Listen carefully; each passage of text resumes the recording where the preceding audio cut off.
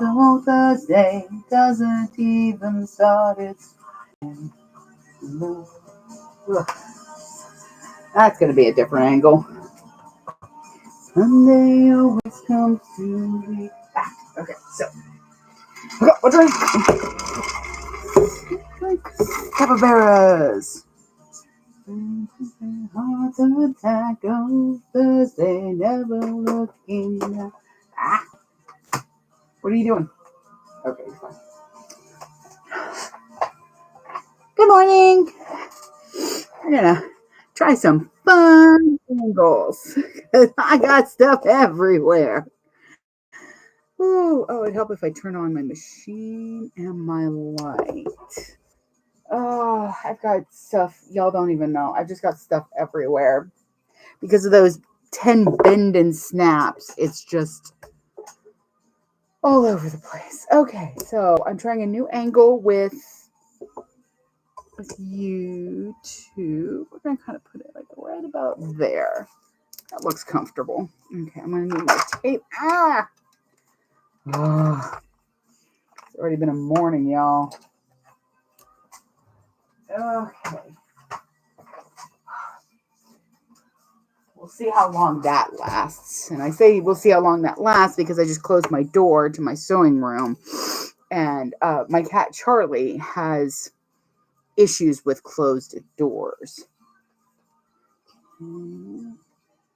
Monday's blue, Tuesday's gray, and Wednesday too. Thursday, I don't care about you. It's Saturdays, I go live. I tend to change words in songs, mainly to appease the kitty cats. Throw that over there. Oh, that's what I meant to put on my list.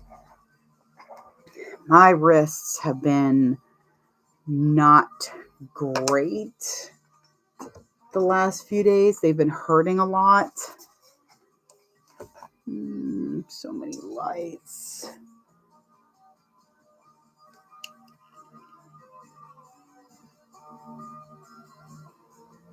Good morning. Good morning, Rhea. Yes. Let me see. Here we go. Oh yeah, I'm gonna put a little bit of lotion. This has got some it's stress relief, but mainly the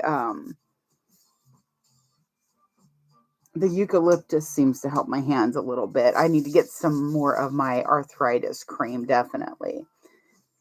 Take care of your hands, folks. Playing my soundtrack, but I think it's a little loud. Let me. There we go. Okay. I've got my machine on. I've got my lights on. Being blinded by that one. You probably were as well.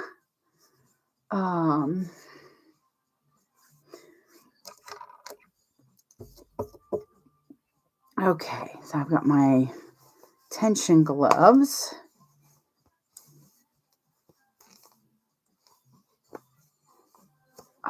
It's a little better. The nice thing is these are pretty much a little bit ambidextrous, the gloves themselves, so they can go on either hand. Throw those in the wash, looks like. So this way, if I misplace one and my left is going bad, which it does sometimes, that's better. All right, so we are doing a itty bitty bowler again. What is this? Why is there a note in here? That's not for that. Okay, so this is my stabilizer. I'm using Decovil Lite again. And I think a lot of the stabilizer on this little bag is going to depend on the vinyl that I use. Because the vinyl I used for the Stay Puft Marshmallow Man puffy babies, whatever you want to call them, that was a much stiffer vinyl, whereas the vinyl that I'm using for this one today is very, like, this one's really thin, which makes me think I probably should put a piece of something. I'm trying to decide on that, but this has got kind of a fleecy background. This is Backstitch's Light Smooth. I feel like that's gonna be a fun day. So I decided I'm going to go ahead and put some Decovil Lite because it already has that loftiness with the fleece on the back, but it still is going to need just that little bit of extra. And I didn't put any stabilizer on my zipper panel for that, but again, that was a very heavy vinyl. It was a thick vinyl, so I'm going to put a little piece of Decovil Lite just to kind of help this stay up like it did so nicely on that other one. Okay, so this is the panel I'm using on one side. Oh, yeah, you can see really well over there. So I'm going to be very happy with that. And where'd my little container of hardware go? It didn't even make it over here. Okay. Good morning, Lefty. I saw that super cute bag. I saw Lauren reposted a reel that had somebody opening the Danish tin of cookies, and my soul shattered for a second because they just dumped the cookies in the trash. I'm like, no, those cookies can be used or just eaten. Don't do that. It hurts my heart to waste food.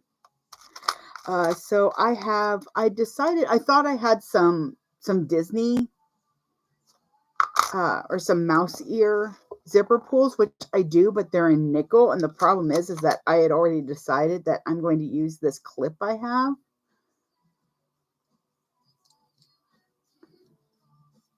Okay, good. As long as she saved them, because I'm like, no, don't throw away the cookies. It causes rage. But I got these ages ago, and I don't quite remember. I think I remember. I'll have to put in my post where I got them, but they were a little. I don't want to say unwieldy. They're a little more troublesome to wield when installing in that, but they look so cute. So this will go on the flap, and then this clips into it. So it should be, where's my slip pocket? It's all curled because, it was wrapped. So this will, see if I can use my machine to help me. Come on, Tiberius, help me out. I'll put you right there. Okay, here we go. Or not. Okay, here we go. So it'll be here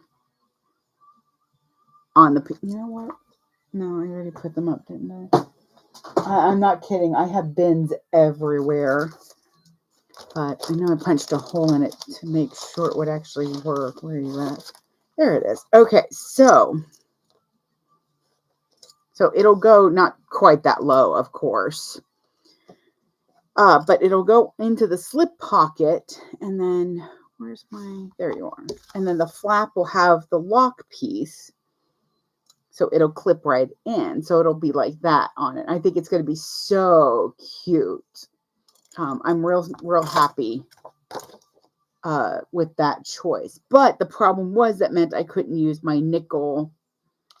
The nickel hardware would look weird. So I'm really trying to decide if I just want to use one of my signature chubby pieces, or if I want to kind of get still keep a little Disney themed with cards from, there we go, cards from Alice in Wonderland. So it's a thought process I'll think on. I'm also going to use this time rectangle rings, because that means that I don't have to use the swivel clasps. which saves a little bit of money on this bag and means that I don't have to up the price of it because of those 2 pieces of hardware. So that goes there, and I'm going to use this zipper. I was thinking this would look cute. It would be kind of like opposite stripes. So I'm super excited to do this one. I think it's going to be really cute. It's cut from a panel from Backstitch fabric. So it'll be this adorable little thing. I've already marked my centers at the table.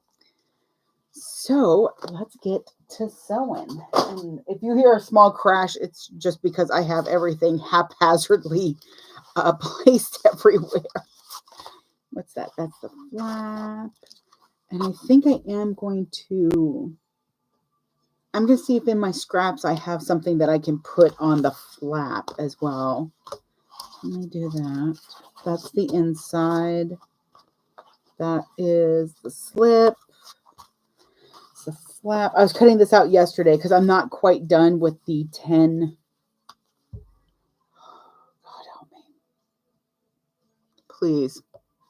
If y'all see me on the street, I need y'all to slap things out my hand when I'm like, oh yeah, it'll be fine. I can totally do 10 bend and snaps at once. I won't lose my sanity. Not even a little bit.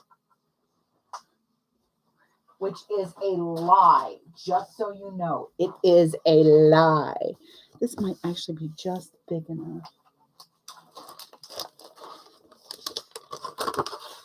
Let's see. So because of that, I had planned on having it to where I was cutting out itty bitty bowlers yesterday. However, actually that's fine.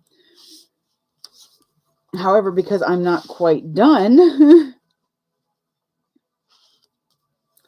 with the bend and snaps, I normally don't start another one. Yeah, is that you, little man? Is that a little Charlie? My husband's going into work late, but he's able to get himself to work today. So, which works out because otherwise I'd have to stop at like 10:30. And that's way earlier than I want. Okay. So it's not a perfect amount of stabilizer, but that's fine. I'm not concerned with it being perfect. I just want a little bit of stabilizer in there, and I probably will do a little bit extra here in the bottom, like maybe another strip of it in the middle for the lock itself, because it's going to get tugged on. Again, it's not an unwieldy lock once you kind of get used to it, but it takes a hot second to get used to it. Okay. In fact, where are you at, lock? Because it'll get added on at the very end anyways. I just want to make sure that I'm going to have it covered.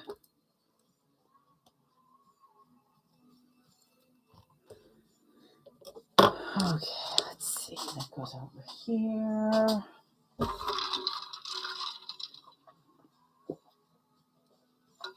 So if you were on the live Wednesday, you'll know that the whole live almost, I thought it was Saturday.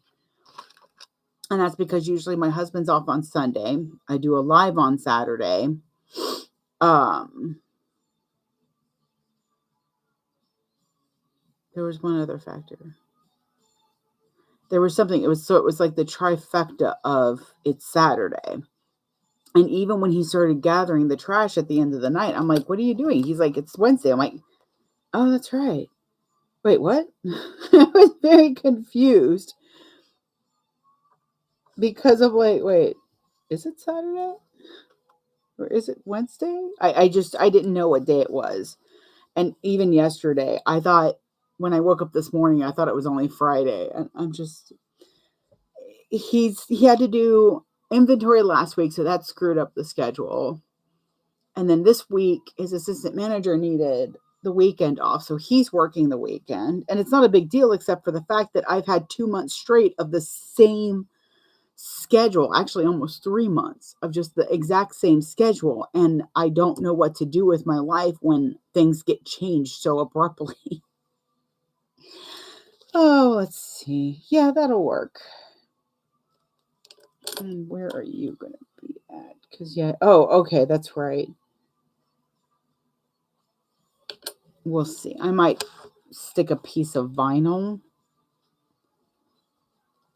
Because I might go ahead and put it on right away. Yeah, so if I leave this top open, I can stick like a piece of extra vinyl in there. I can punch out just to give it a little bit of thickness in that area. We'll see. So where'd my tape go? I thought I had my tape.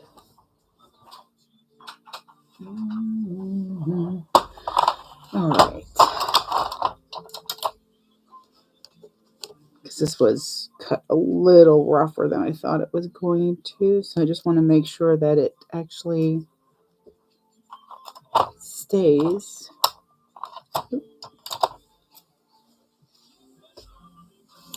Okay, so that's going to go over there. Stay. Okay, so that's set up. I'll be a little all over the place. My apologies. Okay, so this is the outer bottom, and then I need the outer top, which is this right here.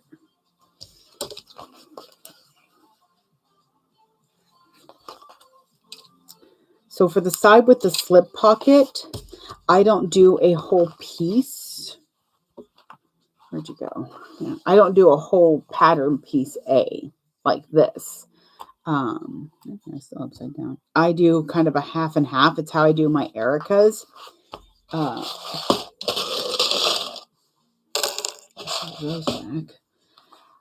I do it that way so that it alleviates some of the bulk. Whenever you're working with a bound bag, you do want to make sure that you're not adding any unnecessary bulk in your seams.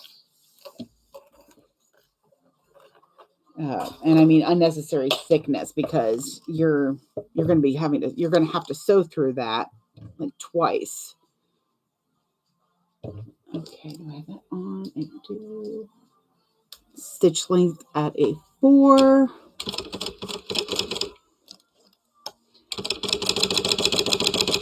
So you just choose your seam allowance and where you're going to place your seam.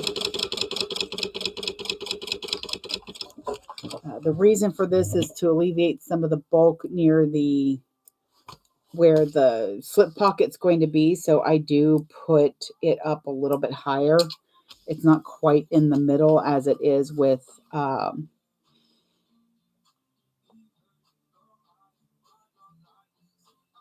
there's a slight pause because I sewed the wrong side up to the right side.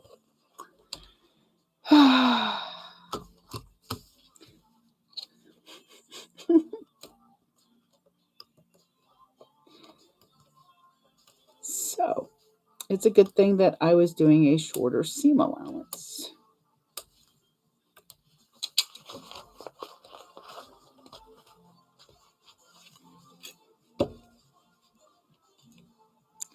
So I'm going to unpick these threads, and then I'll go in at a larger seam allowance than what I stitched first, so that I'm not perforating the vinyl too much.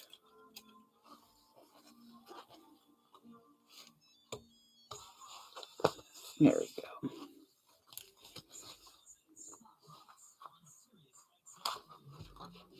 I don't know if I have a traditional seam ripper anywhere.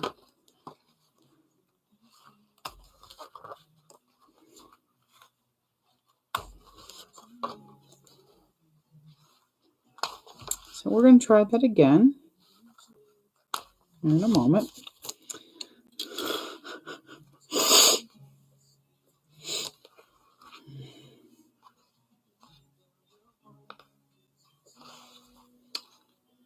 So if you're just joining us, happy Saturday.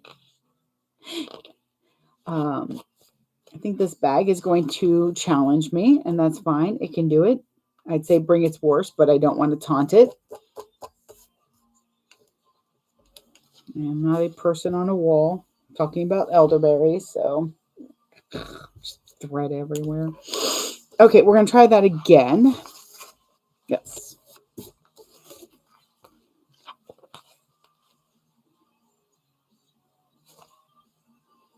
I'm trying to decide how set I am on that stripes. Yeah, that's fine.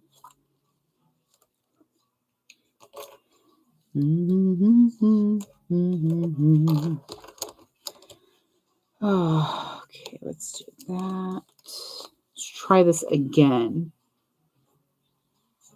I am making the Itty Bitty Bowler from Sew Yours. It's an adorable little bag. Actually, I have one. I have the one I made last week. As I throw stuff on the ground. Ugh. So that's the one I made last Saturday. And right now what I'm working on is, see, you can only see that little pop here. And as you can see, I kind of went right here. And this is all waterproof canvas.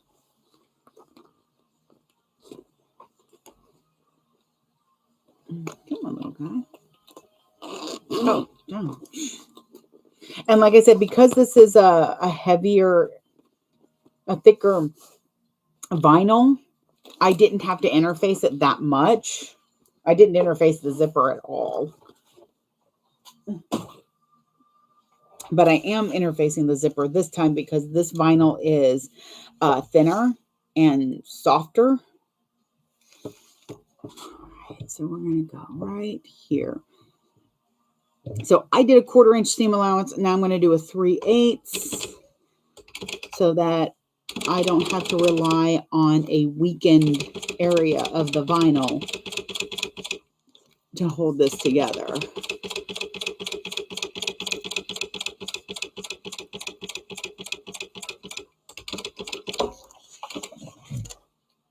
And then I'm going to also run out bobbin. Y'all conspiring against me today, aren't you?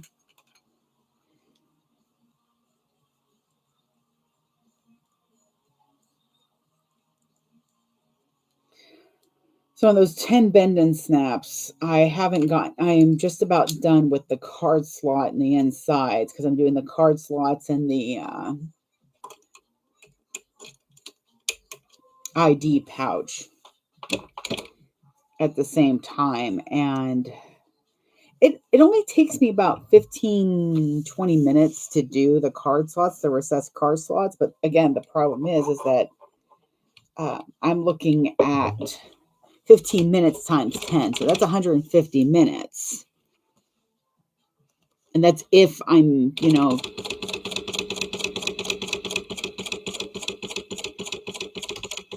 correct in the amount of time it takes me.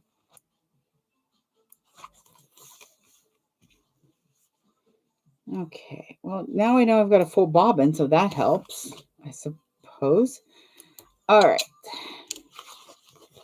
I'm going to fold this out. On bigger bags, I would actually do this at a 1/2 inch seam allowance just to make sure it has that extra strength. But for such a small bag, a 1/4 inch is fine. At 3/8 in this case. So I'm going to butterfly open the seams. So fold it open. And I'm going to sew on either side. And that'll give me a nice flat seam. Hopefully. Yep, there it is. Okay.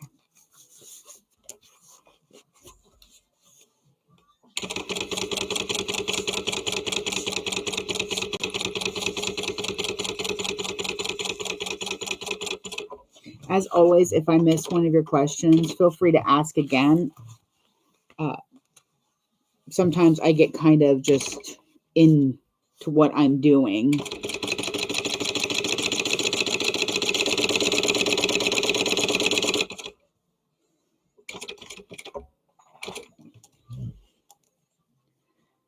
And I know this is a bag I can complete in one live without any issue.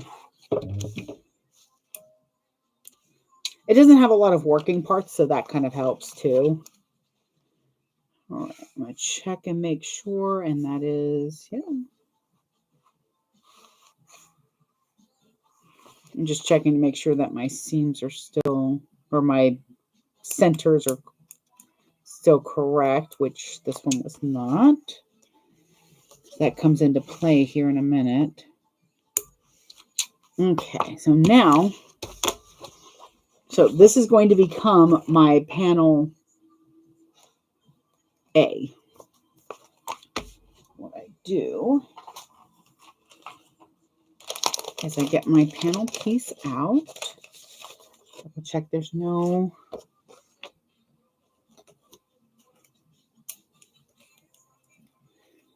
just kind of covering up my measurement note there. Okay, so now what I have done is I've taken the slip pocket piece and I've marked on the sides where the slip pocket is going to be. And I'm going to actually go all the way to the bottom of my piece together. And I'll have about, so yeah, I'll have about 1 3/8 inches.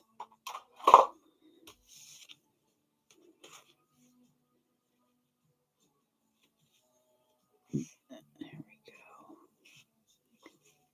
And I just want to make sure everything's nice and even, that my centers match up.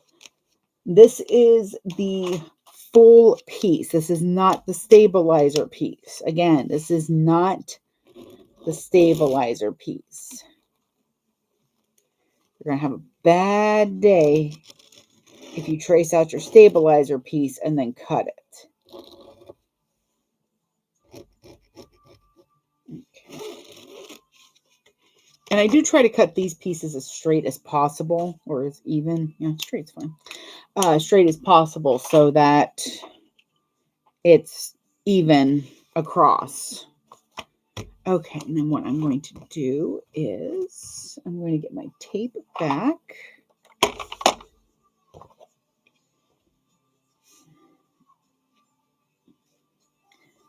And I'm going to take a couple of pieces. There we go.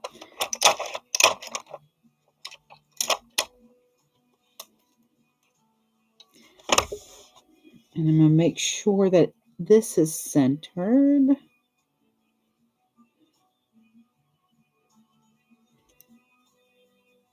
And I'm using, this is heat resistant tape.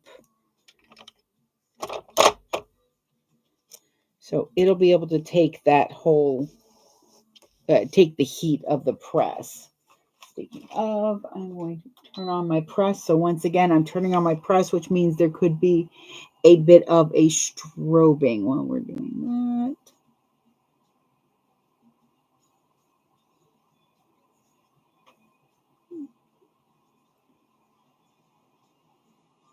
Like, I really want to stream. Good morning, Cynthia. I'm so sorry. I just now saw that.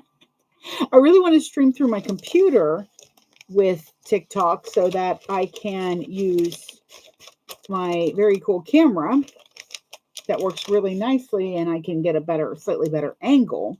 However, when I went to look, I was like, oh, they've got a studio. That's cool. So I'll get that and get it set up, and not realizing that you need 10,000 followers in order to do that. And my husband's like, oh, so not too many. I was like, oh, I love your optimism, babe, but no. That is not the case. I need another 9,000, or no, about 85. About 8,500. It's just 8,500, right? So now I'm just placing my tape. This has got such a small seam allowance that if it shifts, it will be in the seam. And my machine can handle that, but the seam will not lay right. It won't lay as nicely. trying to see if I can fit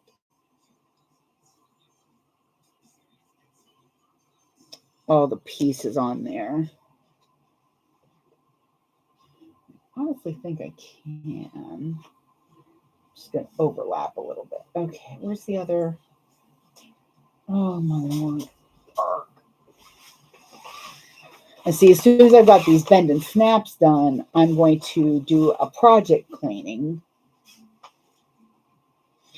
Let's see if we can do that. There we go. A project cleaning, which means I'm going to put away everything that I use to cut out, to center, to the tape machine will go somewhere else for the time being, but everything will get put away so that I'm starting nice and fresh and can have and won't feel so overwhelmed by everything that's going on in my room. It also means that I clean up all of the hundreds of thousands of pieces, tiny pieces of string everywhere. Okay. Got to reset this a little bit. So I'm centering my interfacing. I would have this already done. However, I'm looking at having to piece together those two pieces so that I can make the main body, and it seems silly to turn on the machine and then turn it off and then turn it on again. I think I am going to, I need to figure out where I'm putting that. So I'm going to end up going slightly out of order because I want to see where I'm going to be putting the, or maybe not, where I'm going to be putting the turn lock. Words feel like they're going to be a little difficult today. My apologies. But I've got my Mountain Dew Zero. I've got a coffee behind me. I'm ready to go.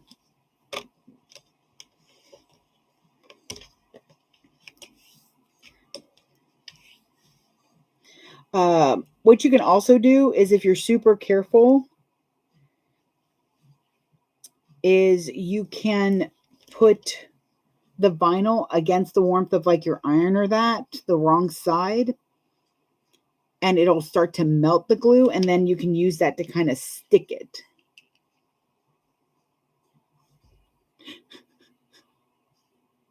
I am making an itty bitty bowler bag by Sew Yours,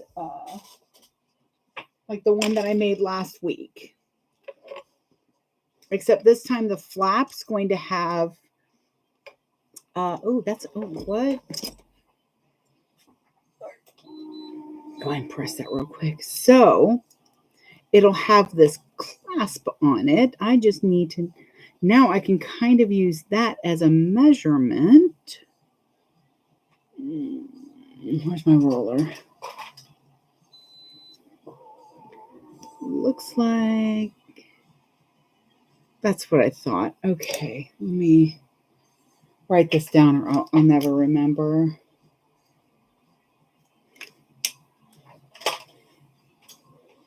But yes, it'll have this kind of clasp on it. I think it's going to be really, really super cute on this bag. Cynthia's the best of us. Always have friends that are willing, that'll send you notifications. Okay. Put that one there so it can cool. But yeah, see, there's the front panel of this one I'm doing. It's going to be so cute. The Marshmallow Man, I know. Oh God, I was so ecstatic with how that came out. If that had come out like not half as good as I thought it was going to, looking as nice as it did, I probably wouldn't have decided to make more of these. But it's so cute, and I have like another 4 panels at least that I want to use. So I'm just over the moon to have these panels, and I'm upset that I don't have more panels. Okay, let me see if I can do this without burning myself. So what I'm going to do is I'm going to take the right side of my Decovil light. I have long nails, so I can do this. If you do it, please be careful. I'm going to push these two ends into the top of my heat press, into the heating part of it. It's going to melt the glue a little bit, and it's going to help me stick without tape in case you don't have heat resistant tape. I do sublimation, so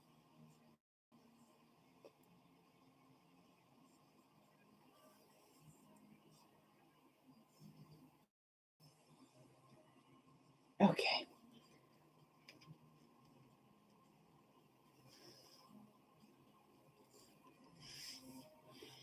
All right, so I think that works nicely. Yep, see? Boop. That's one side falls down. Mainly it's because it's curling, which does tell me that what I'm going to want to do is before I start cutting out everything while I'm cleaning up, I'll uncurl the panels that I want to use and let them kind of lay flat. Wouldn't be so bad if it wasn't, the fact that I can't really press it this side up. I just have to be careful and make sure. And this is why I'm definitely just going to go ahead and use a piece of tape on one of them. I'm trying to hurry too because the strobing of the light bothers me. And it's not all the time, but it's just enough that at one point I took this lamp apart because I was trying to figure out why it was doing that. Come to find out, it's because it's an old house. This vinyl, actually, I'm trying to remember where I got this one from. It was either Oh So Pretty or Ohana, but I think it was Oh So Pretty. It was way ago. They were one of the first groups to really start doing printed vinyl. So when I saw this one, I was like, I had a convention in Florida near Disney. So I knew I had to get some things made with it. Joke's on me. This is the first time I've even cut this vinyl out. Are you going to actually... Come on. Yeah, definitely going to unroll those panels. And the main reason is that it's a very... The one from Backstitch, this panel, it's very soft. Like, it's not fleece on the back. It's so soft. It almost feels flocked. So it'll add a little bit of cushy to everything, but that's why I'm not interfacing most of this. Okay, so I've got my panel interface. That goes over there. I can set that off now. In the marshmallow puffs, I didn't interface the flap because that was their first, that was before they had the thinner smooth, so it's kind of thick, so I didn't want to add any bulk. But like I said, this is a softer one. I just want to make sure that it has a chance for stability. What really helps is that this bag has such a narrow zipper panel, which drives me nuts, but looks so adorable. Like, I really wish it was a longer zipper panel. Oh, good. So, Cynthia, Shirley, y'all have to help me. So I'm trying to decide. It's a Disney bag, and I'm trying to decide if I want to use these little cards because they're from Alice in Wonderland, or if I just want to use my little bunny, or if I want to use a circle zipper pull. I'm just trying to decide because I thought I had rainbow heads, mouse heads, but I don't. I have nickel. And I had already committed in my mind that I was going to do this. So, because I don't get a chance to use these that often. They are unwieldy before they're installed. Like they're difficult to open and close, but once you install it, it's wonderful. Oh, Mia. Oh, Snikes. Aaron! Is my laptop charger out there? All right, say that again. Oh no, I think it might be in here. Hang on. I'm trying to find my laptop charger. I think it's right here. Okay. Oh, good. That meant if I had fallen over, you could have told them that I was in the hospital where we were going. We're Okay. going to help. Okay. You. Sorry. Slight bit of panic. Okay, so I've got the flap taken care of. I've got the side pocket, a slip pocket there. Don't need this. Don't need this. Those can go in there for now. And now we cut this out. This is why I traced it. But so I traced my pattern piece and then I added on my stabilizer, and now I'm going to cut it. It's just a little bit easier because this way, if it shifts at all, you can then just retrace your piece out.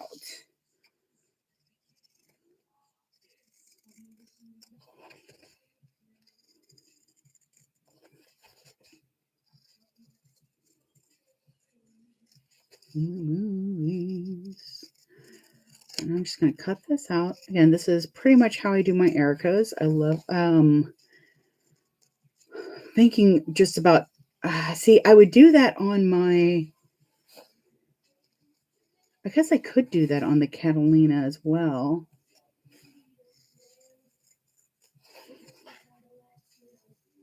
There's a lot of times that I'm doing this on bound bags because it just alleviates, especially if it's got that extra slip pocket on the outside.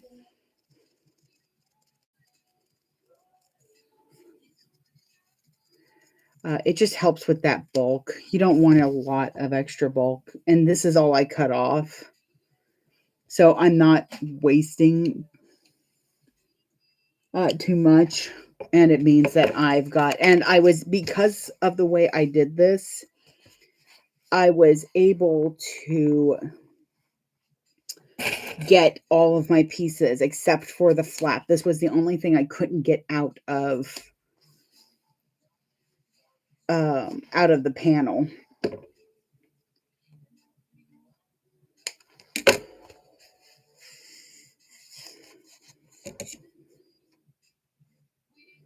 And it was either the flap or the zipper panel, which the zipper panel wouldn't have been a bad idea because I could have done like a contrasting color to it.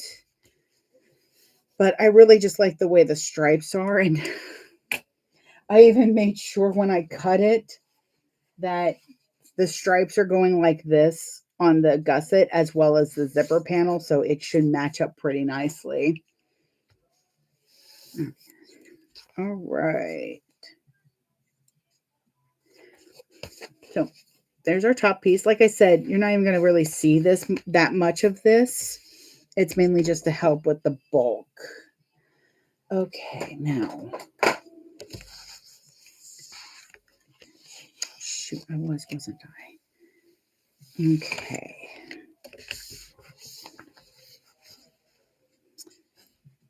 Anytime I do a little bit different of a closure, I have to think about it, especially if I've been doing like magnet rivets and that.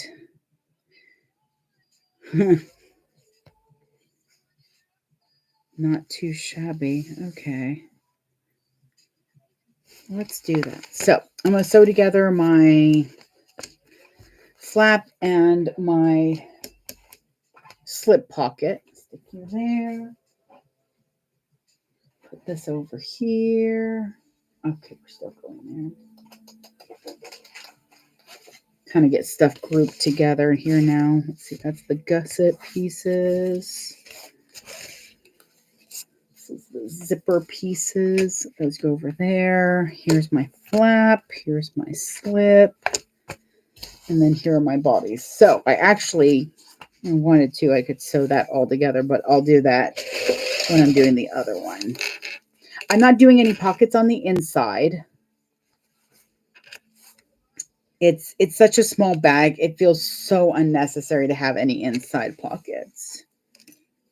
It does have the slip pocket on the outside, and the pattern also has a slip pocket on, or a zipper pocket on the other side. If I didn't have the panel pieces there, I would just, I would probably do that zipper pocket.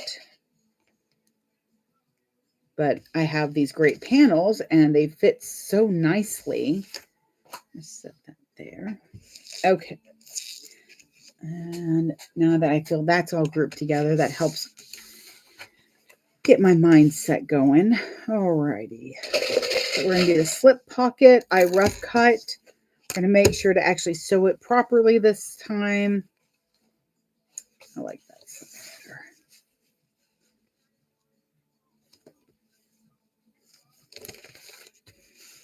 I'm going to go.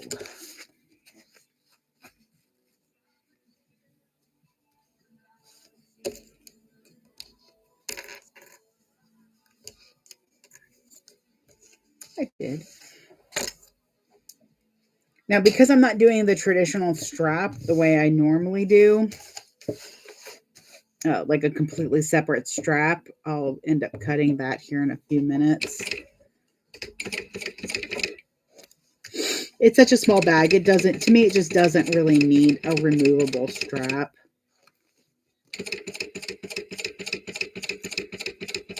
Though, I mean, anything can be removable if you have a strong enough pair of scissors.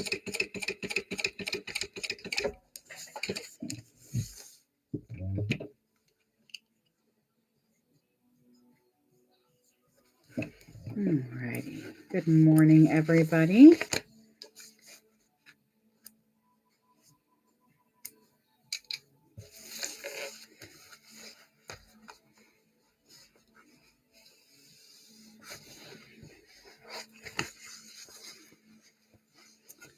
Get my seam roller.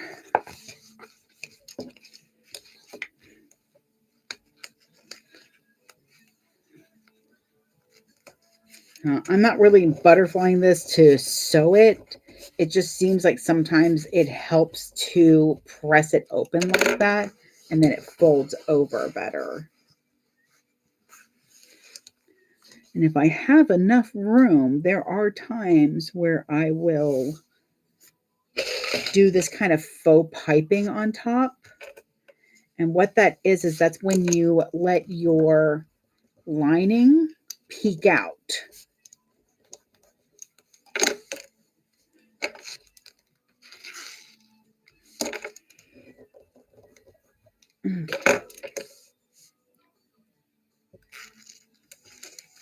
Okay. See.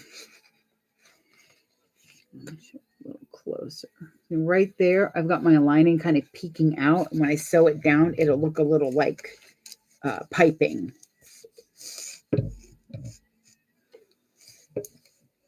And you want to follow for your top stitching when you're doing a faux piping like this, is that you're wanting to follow the stitch line of the main pocket piece, not the whole top.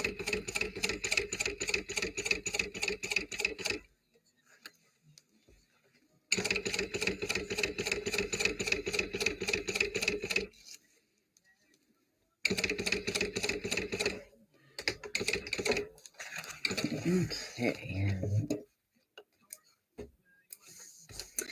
I'm using a thread from Saya Swag. It's Tech 70. I need to put in another order for the rainbow ones, the variegated. Oh, see? So now it looks kind of like a piece of piping up there.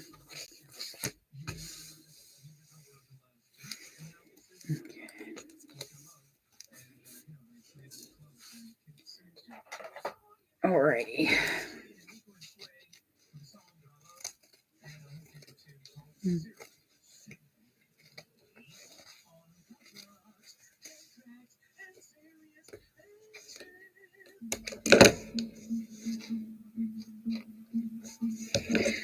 Just kind of trimming around it.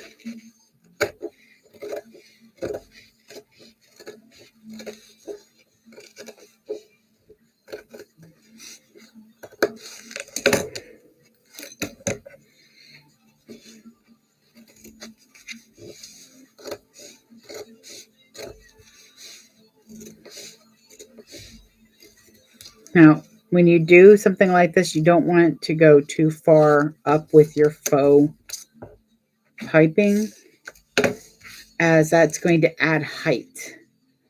If you do, that's fine. Just make sure you adjust where you're putting your slip pocket then. Like I added maybe 1/8 of an inch, so I'm not like overtly concerned.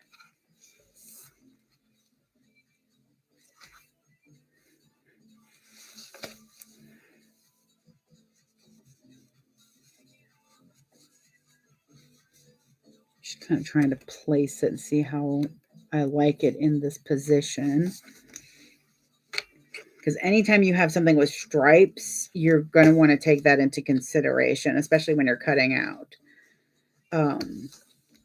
Spoiler alert, I did not take that consideration too much into effect.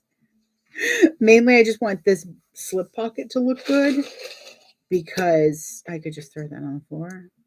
This is what's mostly going to be seen.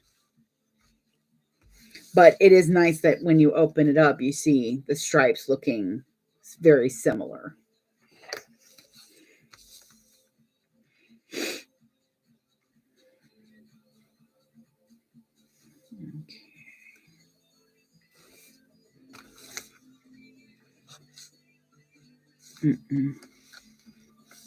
Let's do this. I will say, doing what I just did with the faux binding did allow me to have a little bit of extra room to line up my stripes a little bit better too. So that makes me very happy.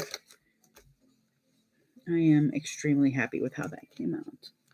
And my centers are still lined up nicely. Okay, so now I have to play let's guess where this is going to lay. Oh, see, yeah. I almost did a plain flap, but I do like how that looks.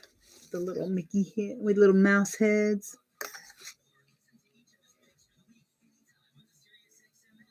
Let's check it to see if anyone asked anything. The panels are from Backstitch Fabrics. Maybe a round or two ago. I think they just closed their 90s one. Oh, good God, to have gotten my hands on some of that. But I have other investments that I need to take care of first. So I can hope that the retail comes in. But Backstitch is very much you kind of have to get it when they pre-order it. Unless you're like superhuman and have not even an inkling of anxiety. God, that's good.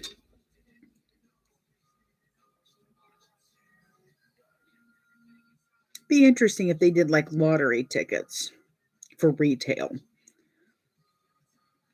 You know, like they could sell for $1 a lottery ticket that'll guarantee you a spot to look at, like the first 50 and then the next 50 people. That might actually be an interesting idea. I'll keep that in the background. Okay, so I'm going to go ahead and do my flap first, so that I can put the locking mechanism on, and then I'll be able to figure out where I want to put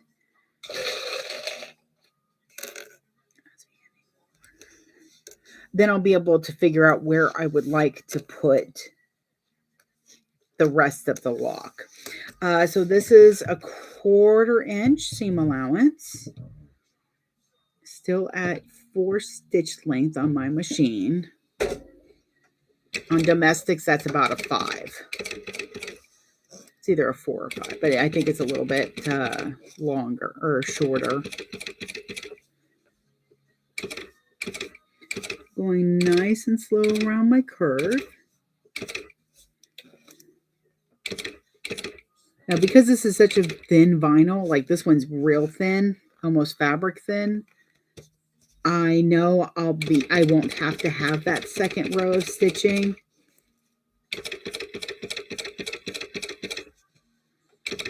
I just want to make sure that I use my pinking shears.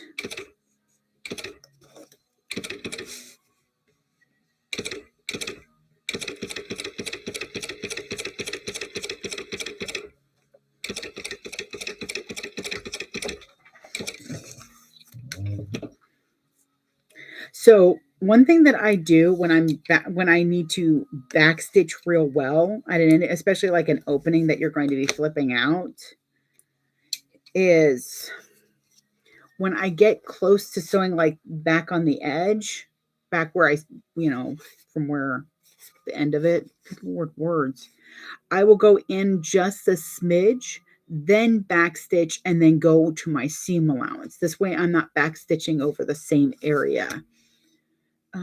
Well, really should show y'all this setup. It's crazy. Anytime I try to get something out. Okay, so I'm using my pinking shears. Not going in too close. If you want, you can just do the curves. On a really thin vinyl like this, it's just as easy to cut all the way around. But on super thick stuff, like if I had piping there, piping, then I would only use them on the curves and then cut the rest down. Okay, let's see how well this goes. Stick my hand in. I'm always sticking my hand in first and going towards the corners, because you have a good chance when you do it this way to condense it down. See? And that way you're not having to pull on this seam. So if you, by the way, so just go in one side and push that out and alleviate the stress as quickly as possible. Go to the other side, pull that end out and alleviate the stress. And then you can start pushing through everything. There you are. And my trusty bone folder. Time is it? 15 past 9. Okay, so he's got a little bit more time.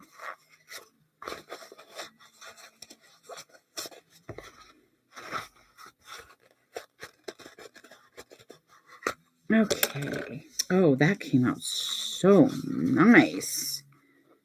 Here's my seat roller.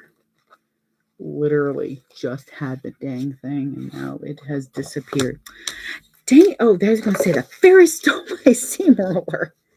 All right. Like I said, one of the good things is because this vinyl is thin, it means it turns a lot like fabric, especially when you take out a lot of that bulk.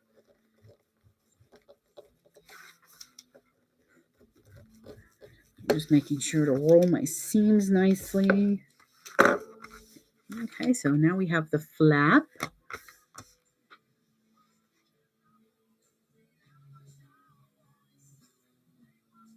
Oh, God. So, like, packing for me is probably the only thing I enjoy about moving, because then I can organize everything. And I usually get rid of a bunch of stuff when we are packing. But everybody's like, why do you hate moving so much? I'm like, because it's such a process. And it's not just one process, it's 3. Because you've got to pack everything.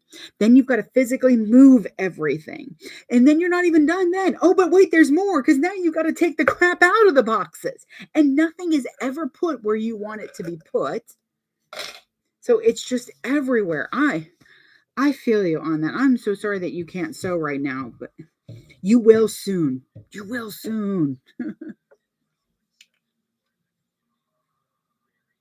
I was very lucky that I am very lucky that this last time we moved, my husband is a general manager for U-Haul, and we had, I looked him dead in the windows of his soul, and I said, I can't lift half this stuff. It's not going to happen. My body is already protesting, and all I've done is picked up a box. So the deal was I would pack the house. He would find people to move, to help us move.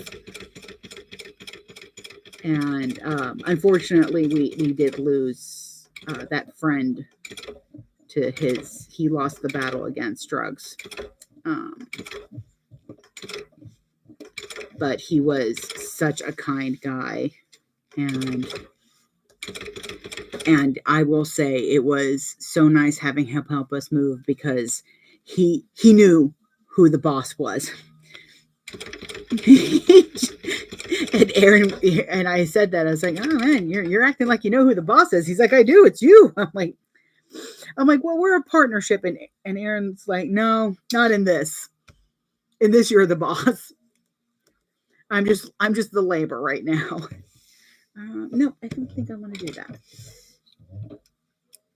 You can baste this close if you want. I'm not going to, because we're going to baste it to the top of, oh, look at that. My middle's still my middle.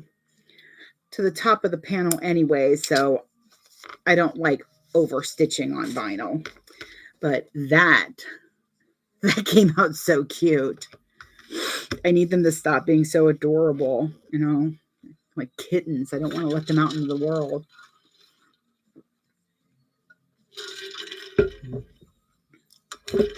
And any of you that remember Siren, the neighborhood cat, actually my neighbor's cat, who has 3 other houses that he goes to get fed, I did actually get some video of me giving him his morning food. Oh Lord. Okay, here we go.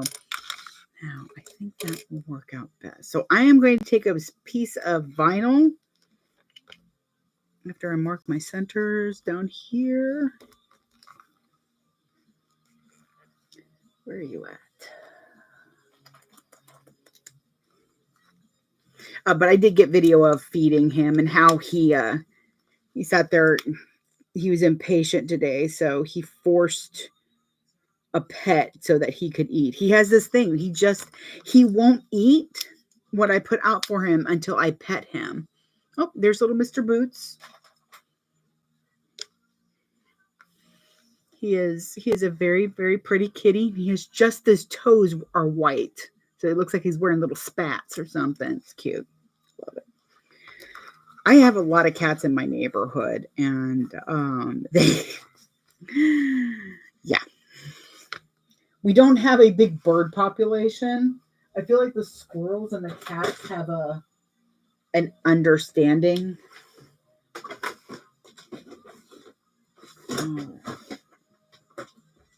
We'll leave it at that. Okay, so I have a couple different screw sets, but I think my favorite's in here. Yes. Okay. So when you get yourself a mini screw set, I do recommend one that has a rotatable top. So this way you're holding it and you can turn it and still have it held against your palm. Oh, I use a magnet block to pull out, once I pull out the screws.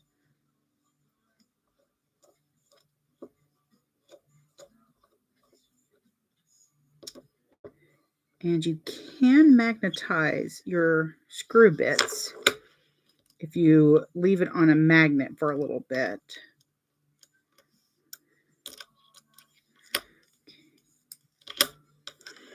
I want to say Ginger is who I got these from.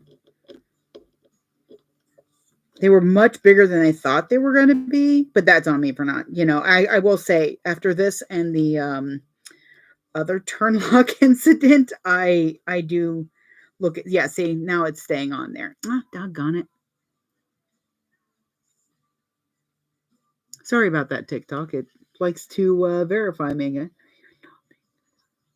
Move to Mexico.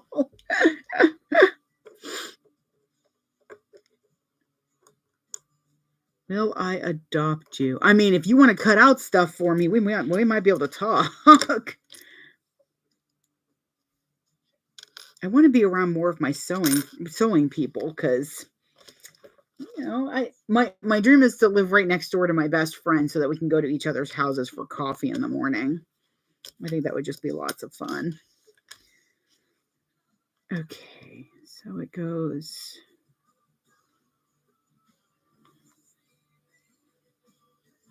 this way. Okay. Don't mind me. I'm just trying to figure this nonsense out. Okay. This is like maybe, I believe this is the second time I have used these locks. So bear with me. Also, a matter of finding my mark through the hole. You know what? That might help.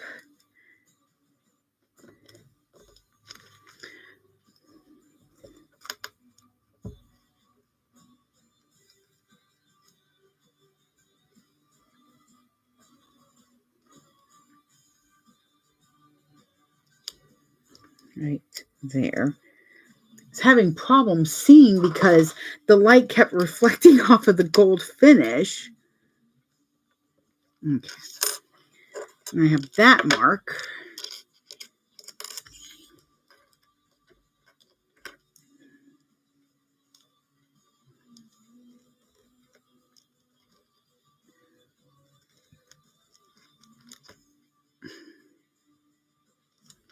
Trying to mark this.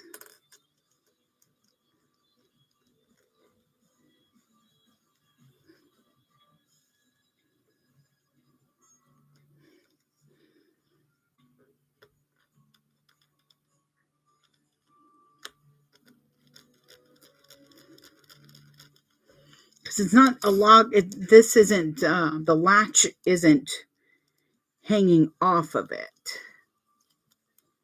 And I always forget that. I always think that it goes in this way. But it actually goes in to the lock this way. So see, then you can't see a line right there.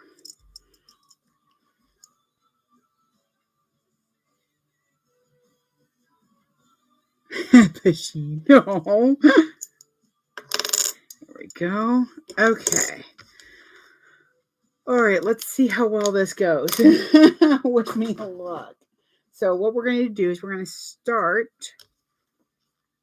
by punching the holes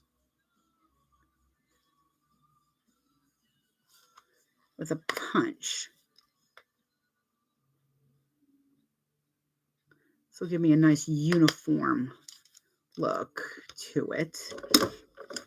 Before I change that,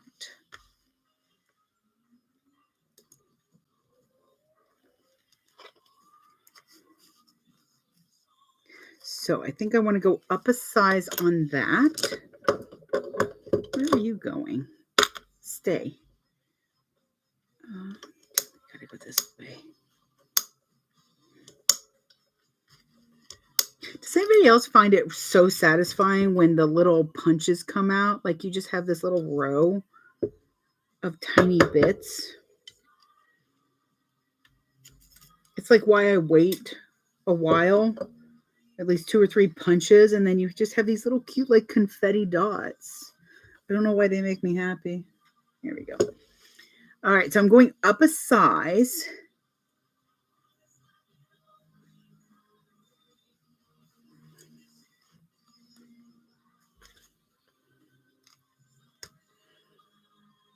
I'm not sure how well that's going to work, but now I do know that I want to go up a size whenever I do punch this.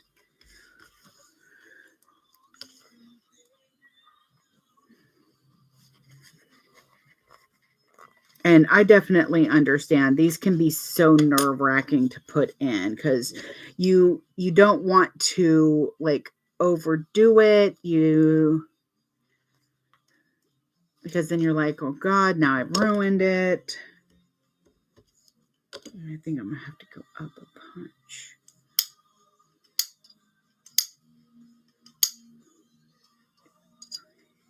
There we go.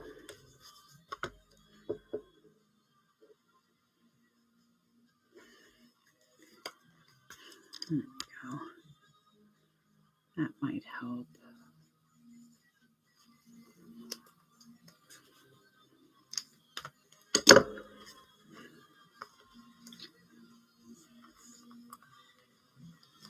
There we are. Looked like some of it was stuck in there. So you do have to have a tremendous amount of patience. So all the patience I have will be used on making sure I don't overpunch this bag.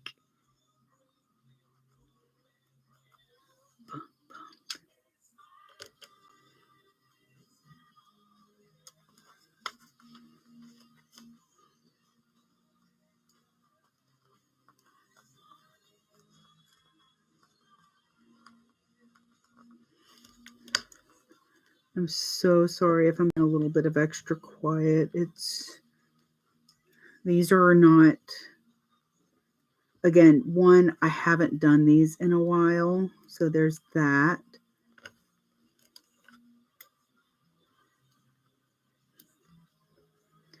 The other thing is, of course, it's not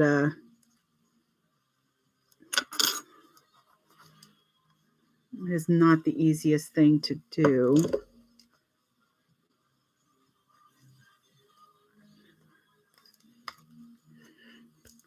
Just trying to cut away some of this waterproof canvas.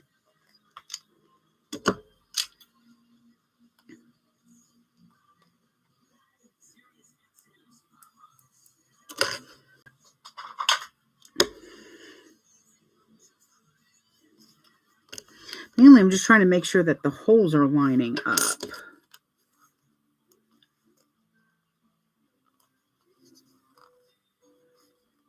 Yeah, okay.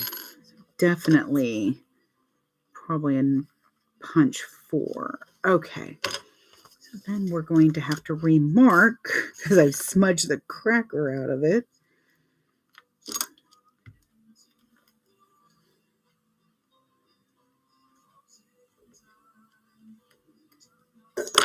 I'm having to remark my main hole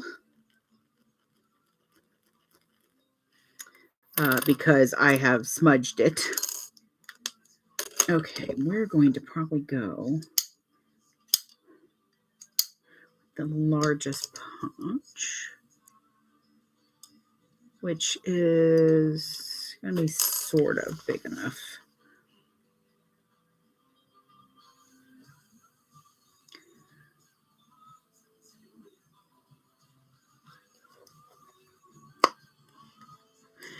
Okay.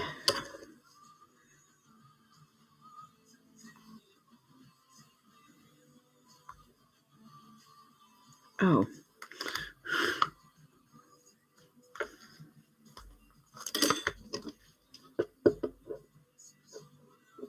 Probably making this more difficult by having that piece of vinyl in there.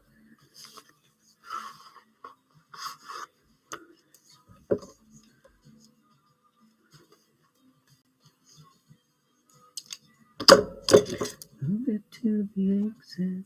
I hope you have found a friend.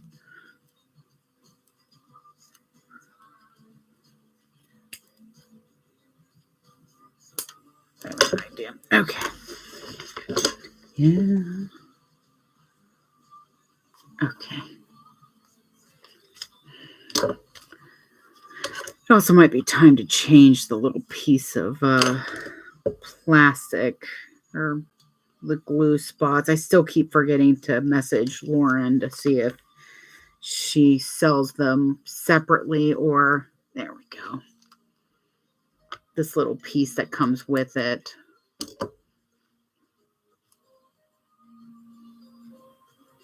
Oh, just making sure. As I said, I do apologize. I know I'm being like super quiet now. It's a lot of concentrating for this. But I knew some of y'all would definitely want to see how I do this nonsense. Okay, so I'm glad I have tiny snips because these are tiny holes. Okay.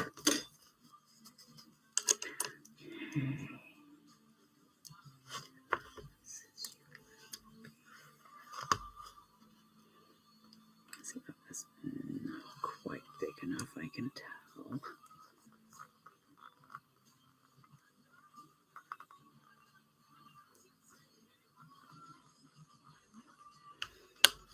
So mostly what I'm trying to do is, because the tighter the fit, the longer of the longevity of the lock security of it. So mostly I'm just trying to make sure that it's a nice tight fit. So I'm using my my long nosed tweezers to kind of help with pushing down. Been thinking about getting some rainbow ones of these made because I love these tweezers. They're some of my favorite to have. Okay, so I've got the two small holes. So mainly what I'm doing now is I'm gently, not, I guess gently is the wrong word. I am like skiving off bits as I push down the larger hole.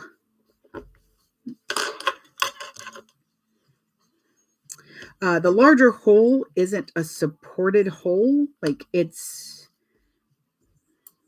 come on. My other snippy ones. Stay. Hey, Charlie. I'm gonna have to ask you not to jump up here right now. I know. Okay, come on. I just need to make sure. Thank you. Because I know how everybody loves to see the Charlie bear. Come on, kisses. Force my into taking a tiny break so that can I assist you? Okay. So I've just put a couple of snips into the circle that is going over the large hole because the tiny holes are nice and tight. So I definitely don't want to mess with those. And they were going on nicely, but I'm just putting in some easing snips. You just want to make sure that you're going like super tiny snips. Not a lot of them.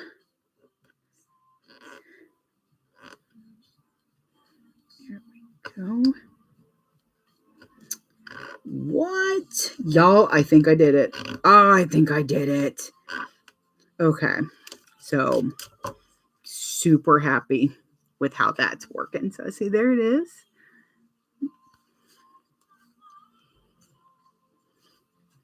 Surely you are so in the way. So see, okay, so the smaller holes here, I cut them about 2 sizes larger than a perfect hole would have been. I don't know what the hell that is. And they are a nice tight fit. With this, I did the largest hole on the punch. And then as I was pushing it down, I was snipping just little pieces, just like ease snips, like when you ease your gusset around. This way, it'll also be a tight fit, but you can't see anything. Let's see if I can do that. And I really don't think it needs anything extra behind it, so I'm not going to worry about that. Hey, little man. Okay, where's my scalpel? Oh, it's right there. All right, so that worked out nicely. It's just Daddy. Look at that alert face. Go get him. Go get him. Go get daddy. That was more energy than I wanted to spend at the moment. Okay. So now what I'm going to do is apparently magnetize my hair clips. Okay. So that's going to go on here in a moment. Make sure that that's actually sitting nice and even.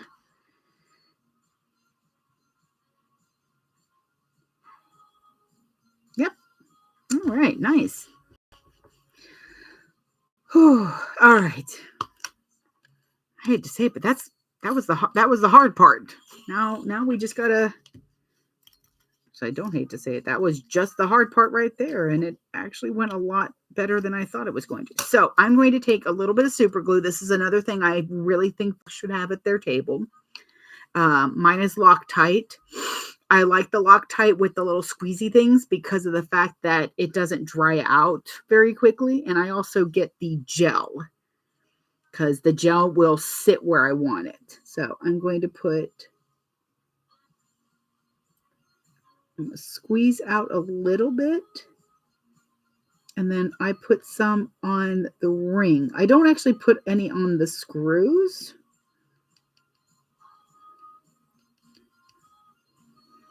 I just make sure I screw them in nice and tight.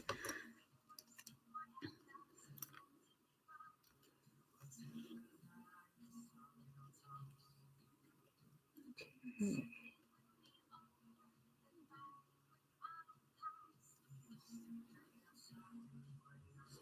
There we go. Okay. Actually, I think I am just going to put just a little drop. If you get the gel, it won't rust the screws. When I first started doing this, I was using a less expensive water-based super glue. And the problem with that is that if the water doesn't evaporate, like if you get too cheap of a super glue, it will eventually rust the screws because of the liquid that it leaves behind.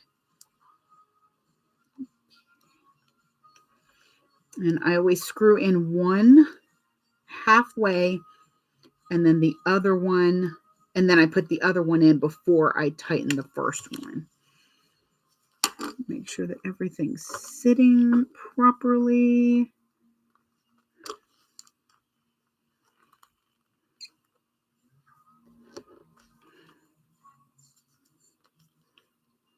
Because sometimes your screws will shift. Okay. So the gel control, I've noticed I haven't had that same issue. So I've been feeling a little more confident in that. That goes up there. This goes back in its little pouch with the other one because I thought I lost this one. And I try to find one that has like different screw bits, but honestly, I use the same one for just everything. So the truth may vary, this ship will carry our bodies safe to shore. All right, so I lied. It's not the hard part. That was just a slightly difficult part. Now what I have to do is place my flap down.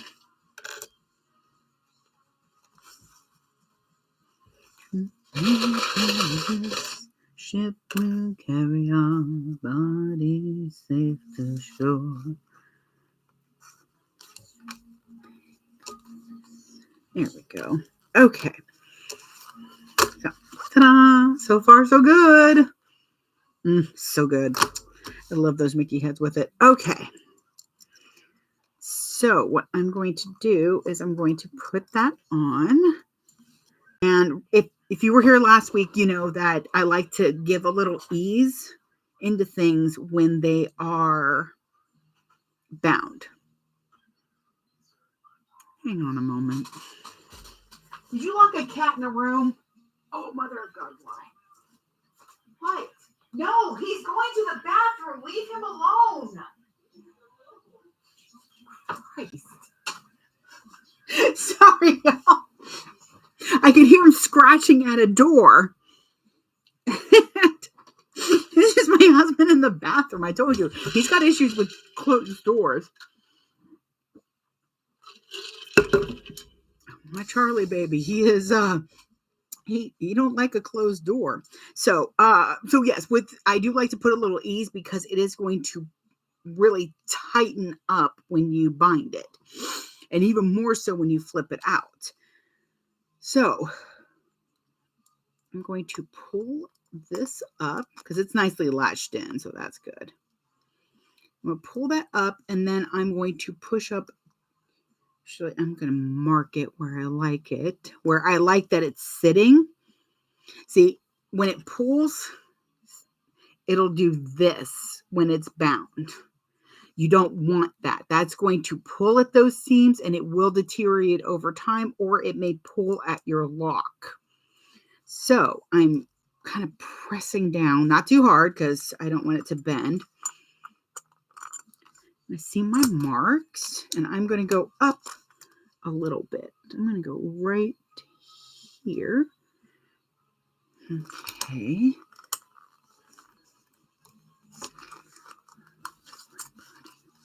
So I'm kind of pulling up my flap. I'm looking at where I marked it, and I'm going to put the lock kind of there tentatively. And yes, I do like that because it's got that little hump. Like I said, when it pulls, it's going to pull this way.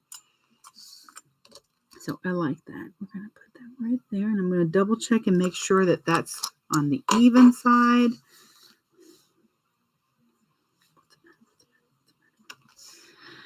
The thing is it doesn't really matter if it's on even, mainly because I just need to make sure that, yeah, I do want to do that. Okay. I always put magnetic things on my flap usually first. I do one or the other first completely. And that way, normally the flap.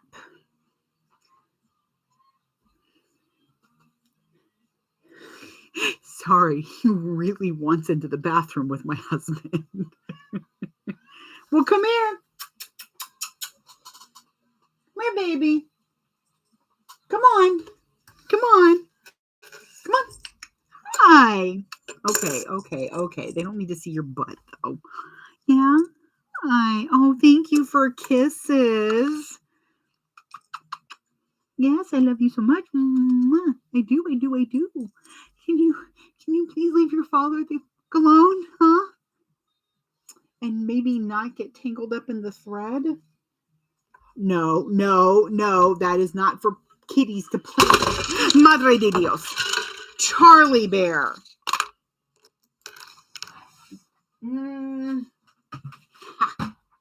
that there for the moment.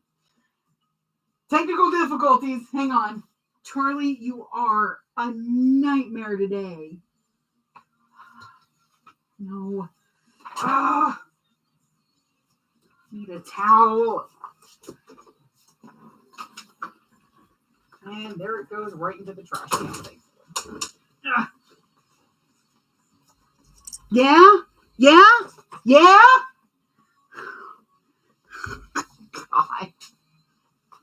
Charlie, you are a nightmare.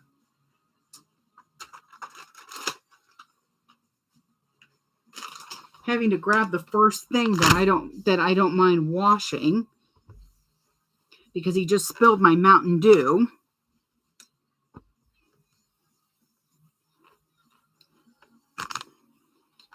Okay, that'll get washed.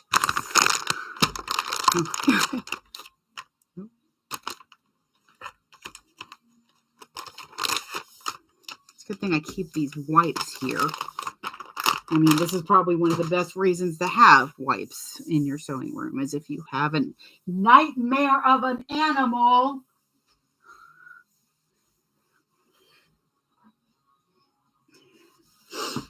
To keep it from spilling on the floor, I just threw my trash can under it. All right, let me let that dry real quick. So how y'all doing? Good? Yeah? Yeah. I'm doing great. I'm not a big saddie. I am a big baddie. Was going to have one less cat soon. Yesterday he got outside, and you have to understand it was raining all day yesterday. So when he got outside, he looks miserable, but he's still running around. I'm like, little dude, you don't like this. Why are you still out here?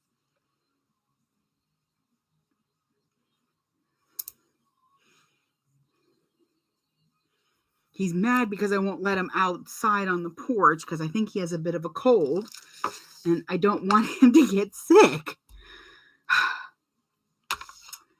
All right, now I gotta find the Mickey head.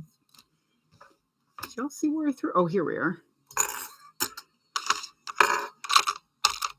Okay, where are you at? There you are. So back to our regularly scheduled sewing adventure. Come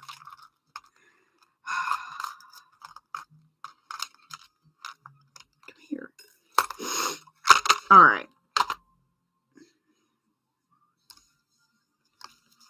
So I usually put the flap piece on because then because I don't base the bottom, I can put the piece on here so I can mark using the flap, and this way I know it's always going to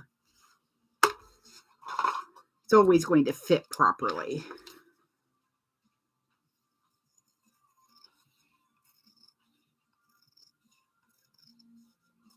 I'm about to yell at my husband, will you please just let him in the damn bathroom? He is an agent of chaos today.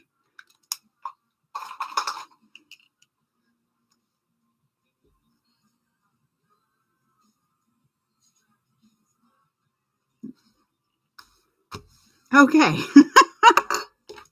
Lord.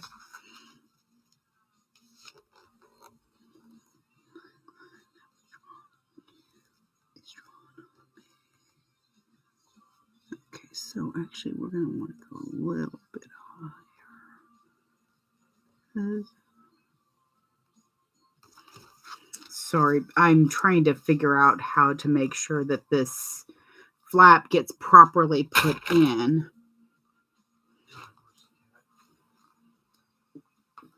You're doing a bang-up job of watching him today.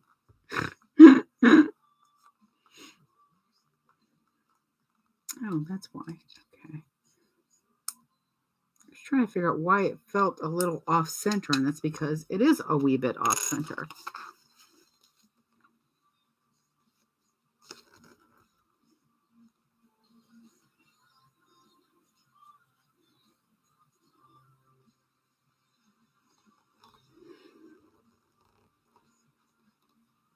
Okay, so it is a little off. Okay.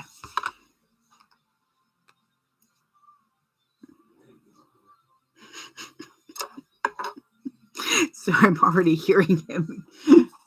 Get off of there. No, don't touch that. Again, I will attest, I do not have a cat. I have a toddler. And he agrees.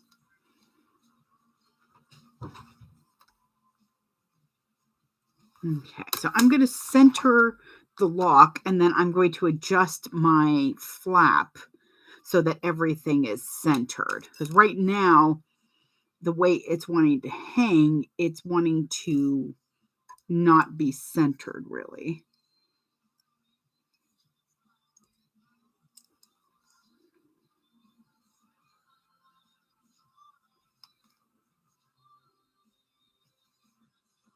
Okay, there we go. So I'm leaving this clipped.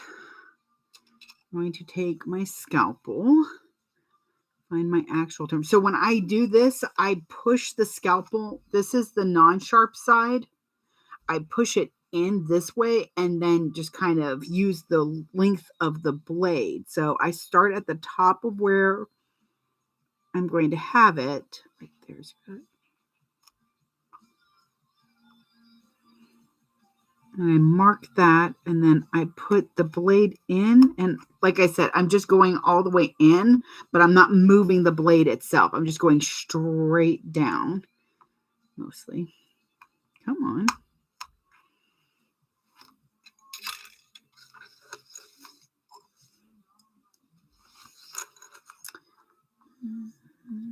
Find my holes. Okay. And you do want to remember to charge appropriately for things like this with the extra hardware, because these were not cheap. I mean, they're well made, so of course they're not cheap. Okay, let's see.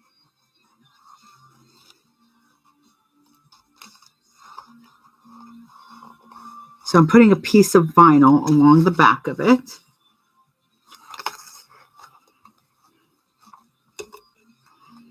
And then I'm putting my washer over.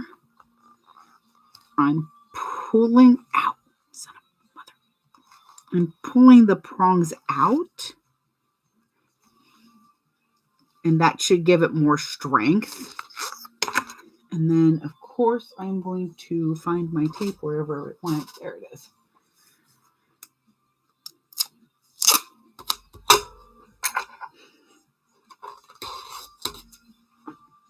Okay, I'm going to put a piece of my paper tape along the back of it to protect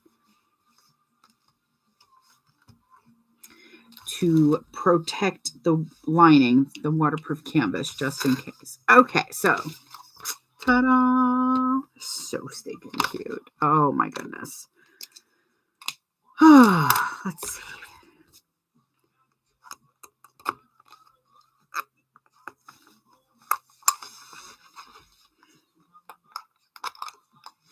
There we go. Okay, so as you can see, my flap right now is sitting higher than the base. And that's because I want that little bit of puff. So I'm going to make sure. Ow. I get this clipped real well.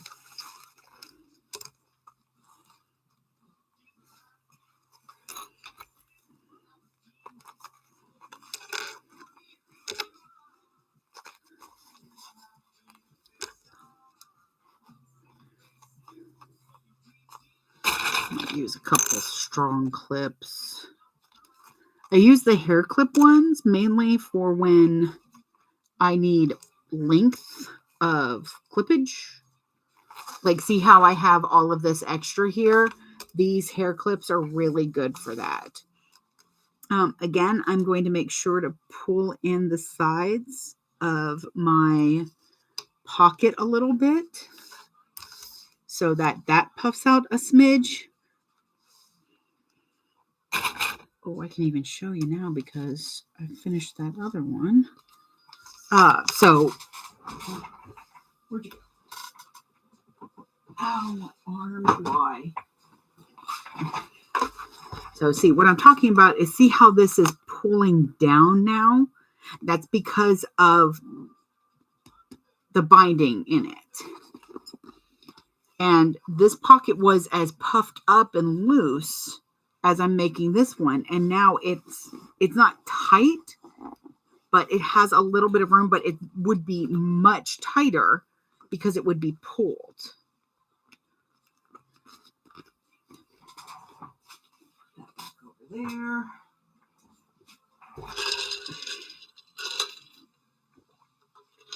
Oh, Lord, I almost want to start drinking again.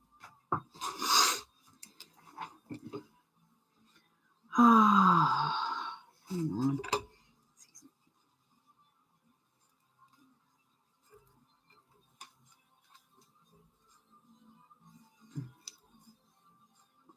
Yeah, okay. Just wanted to make sure that was wound properly. Okay, so now I've got that puffed out. Making sure that that's where I want it to be.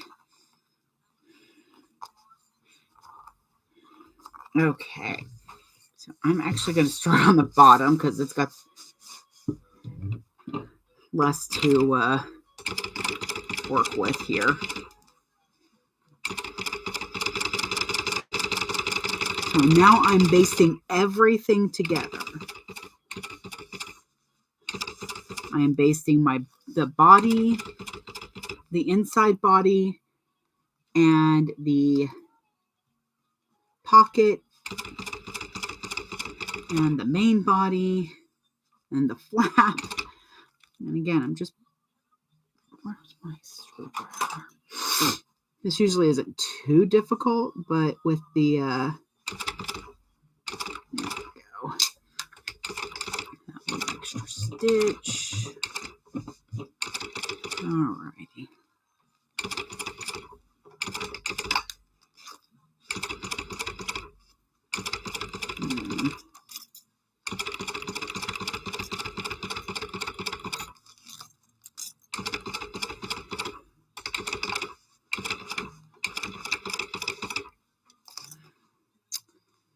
But again, oh, not that far. Good Lord. Just want to go in just a little bit.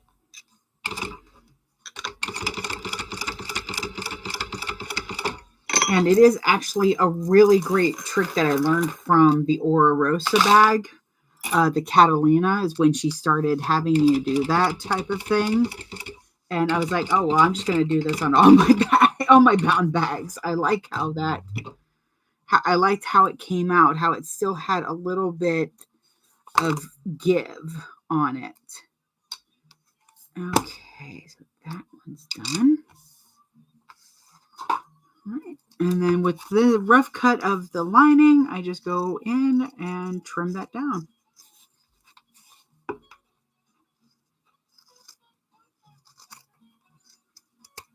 Just make sure that you don't trim following along your pocket and accidentally trim off that 1/8 that you put in there too. No. What is this?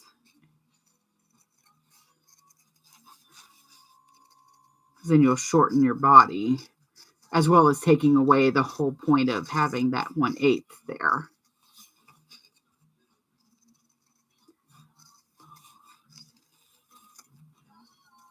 I will say when I do cut off the lining, I'm cutting at an angle to kind of undercut a little bit of it. It tends to help with all the fun of binding. So there it is. There's the front.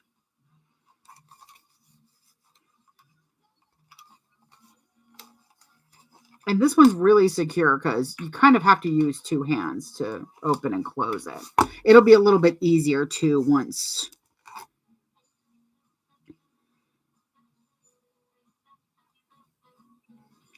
Yeah, I'm trying to figure out where I want my label and where the labels went. There they are.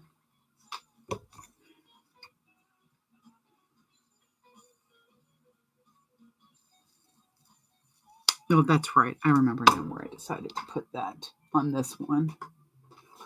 Okay, so pocket flap is done.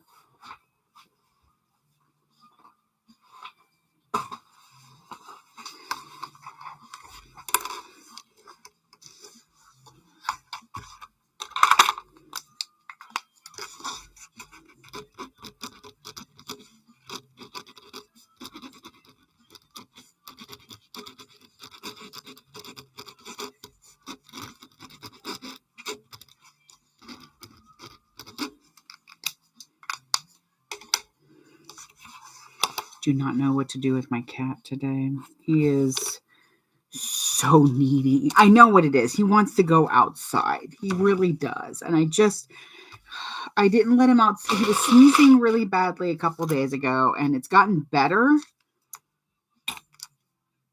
after I stopped letting him outside for a few. So I don't know if he's just an allergy or if he got a little bit of a cold because it was rainy and wet or what. But yeah. Come on, you.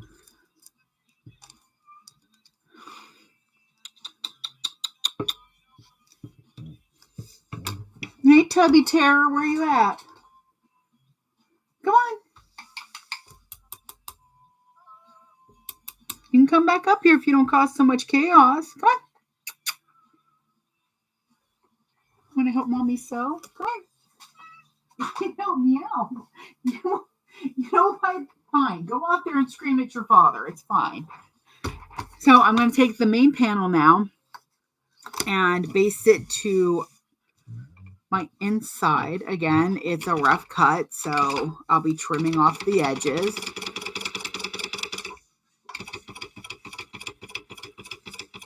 With the rough cut, what you can do is grab that lining and kind of tug at it. And that's going to help you to get a nice tighter lining piece. Just remember, you don't want to tug too hard though, because it's going to get cinched in. But making sure it lays nice and flat and a little bit of a pull isn't too bad.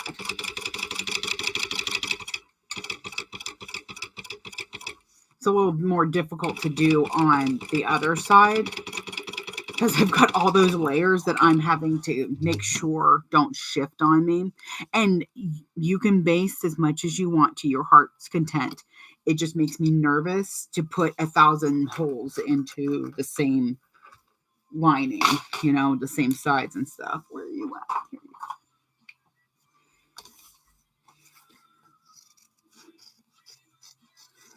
go. Again, I'm kind of going right up against it, but at an angle.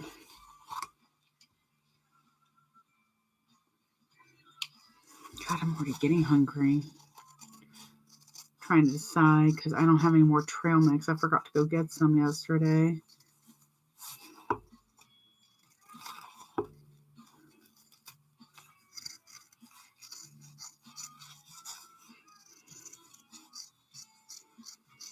Yeah, like even on here, you can see I go almost a 16th in. I go a very skinny 1/8 because when I pin everything, when I based everything together, I based it at 1/8. So I'm trying to not have, you know, so many holes in my vinyl. But there's that panel. So cute. Love it. Okay, I need my punch and my zippers. There's the zipper tape and the gusset. What are we looking at? 5 past 10? Yes, 5 past 10. That's not too bad. Alrighty. I'll put that over there so I don't forget where I've decided to put this. Hopefully not do it.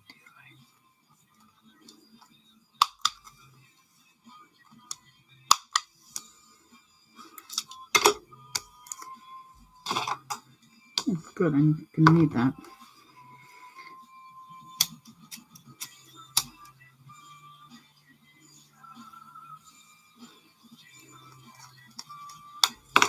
Okay. So on the other one, I don't like how the tag looks. So I'm going to put it where the gusset and everything meets. Sorry, I'm listening to my cat meow and I'm rolling my eyes.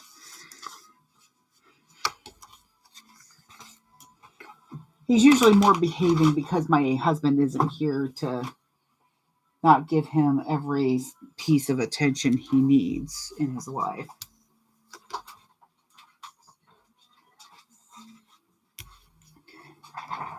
Okay.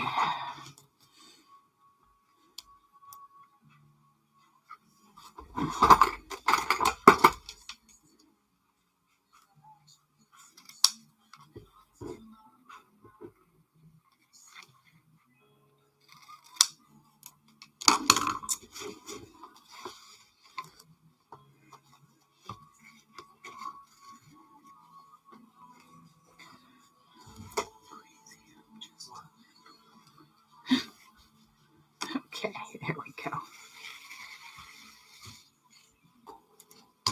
I'm just going ahead and cutting my strap and my D-rings. I don't want to forget them because if I do, I'll have to figure out something different, and I don't want to do that. My brain is tapped at this point. Talking to myself in public, dodging glances on the train. I know they've all been talking about me. I can hear them whisper now.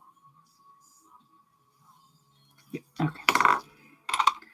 Again, I just don't want to forget these. I will be very sad. I'm very frustrated. And like have to go get ice cream or something. What are you two doing out there? We're playing chase. You're playing chase. I don't even want to know what that means. If it means I don't have to hear him crying.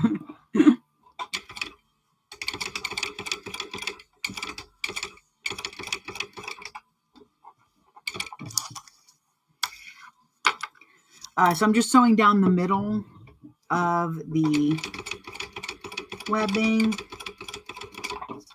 It's a way to secure it without having to worry about how it's going to look, because you're not going to see it.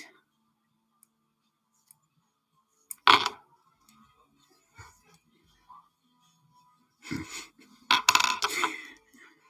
think he's playing tag with the cat.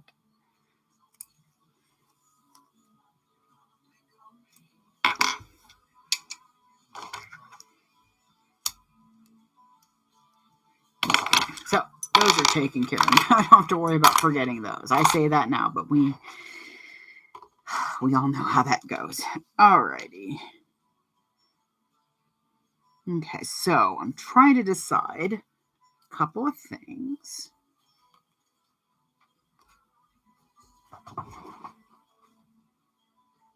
His tail is 3 times the size it should be. It looks like a raccoon tail. Are you trying to calm him back down or something? Okay, he caught me. He won. He won? Okay, good. I'm glad the cat won. Oh, hello, sir. Oh, hi. Hi, did your father rile you all up before he leaves? Okay, let go. Let go. Oh, morning, Mama. I'm sorry I didn't see you. Dealing with cats. Okay, here we go. Hi. Yeah, is this what I have to do? Is take a kitty break?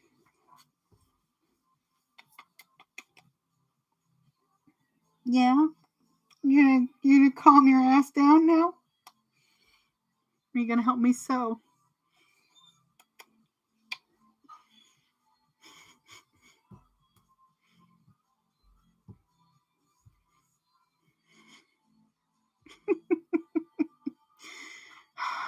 As I said, I don't have a cat. I have a toddler.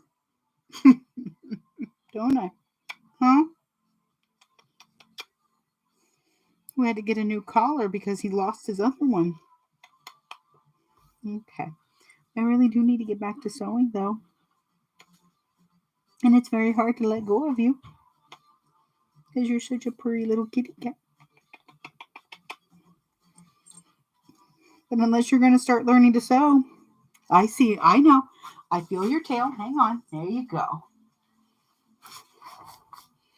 Good indication of when your cat is done with your nonsense is when his tail starts moving a lot.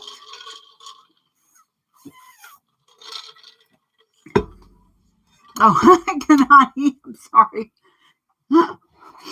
Oh, good morning. Good morning. The chaos of the morning. All right. So mainly what I'm trying to decide is if I want to, because right now this is how it would look if I sewed it properly.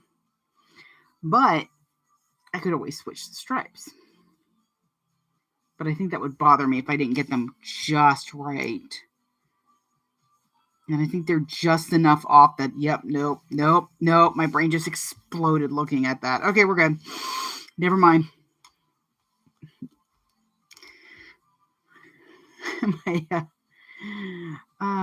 Yeah, my brain wasn't going to let that happen. There you are. So I'm using 1/8 inch double-sided tape.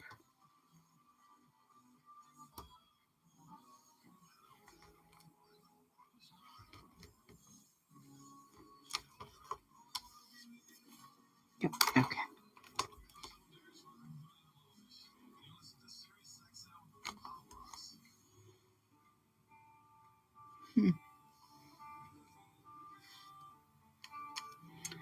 Let's see if that is true. Okay. There we are. Okay. So I don't need that, can go away.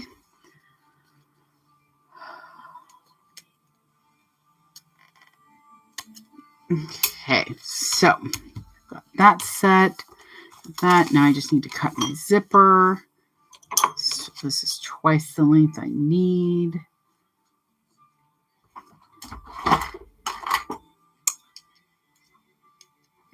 Oh, good. Both sides are the same.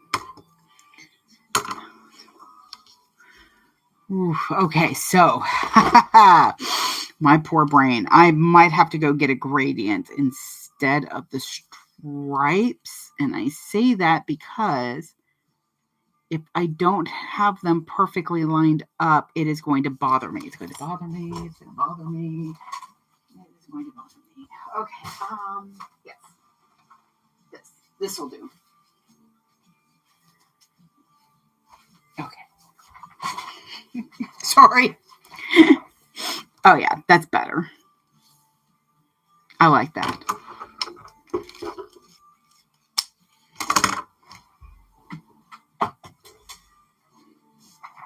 Much better. And my apologies. My headspace is a little odd now. Too much chaos. Too many things changed right now. I'm starting to get hungry, which means I should have him grab me some.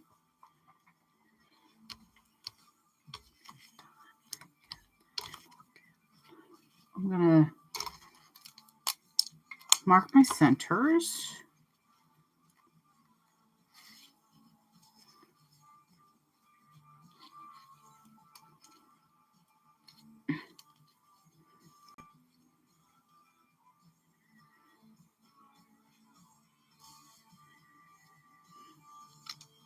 So I'm marking my centers.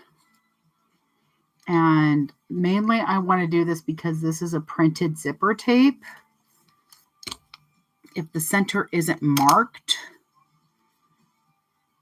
it could end up being off. Solid color tapes usually are not that bad to do that. It's not going to be as noticeable. I should have marked my centers first and then put the tape on. However, again, the chaos of the day is already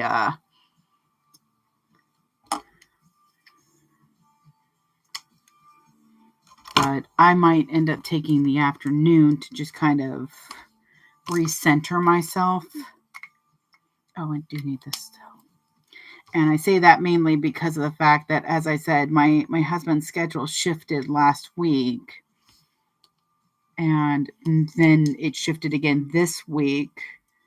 So he was off in the middle of the week, which was fine. I mean, I enjoyed it. It's just now I'm trying to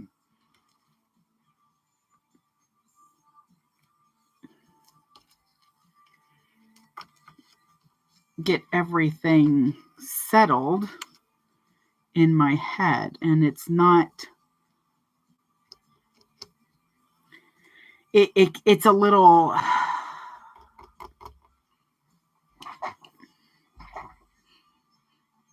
so it's like when every year you put your Christmas lights up and you put them on the nice thing, and then you know that you're going to, when you take them out again, they're going to still be in that bundle. The problem is this time you wrap them around, but somehow things got shook or something, and now that you've taken them out, they're all jumbled up and knotted. So you're having to take time that you didn't expect to spend figuring out how to untangle them. It's not the end of the world. It's just a frustration. And that's kind of what I'm dealing with right now. Everything that I had all set up in my head is just jumbled around. And thankfully I do the lives 2 days a week, so it's kind of helping to cement certain days in. But it doesn't help when everything lines up for you to think that it's a different day than it is. So I'm just like, okay, trying to get that together. So I do have like 5 markings on here. I have my center marking. Then on each side, I marked where my zipper panel ends. And then I marked across the zipper teeth to help me line up the printed part. And that is because I'm going to do this.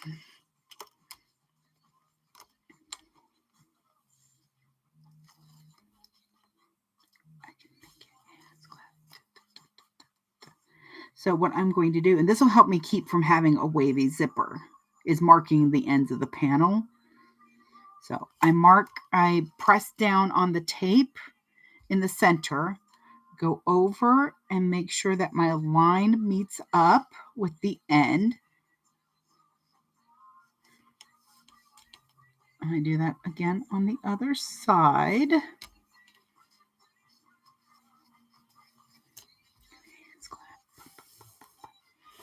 And see, now this will be easier, will match the one that I'm about to do. So I take off the back of the paper, sort of, apparently.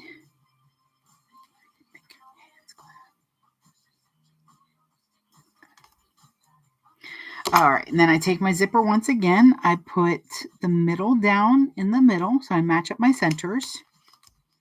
I don't press all the way around. So see, I've got it not attached. I take the end over here and I make sure that it matches up with the end of the panel.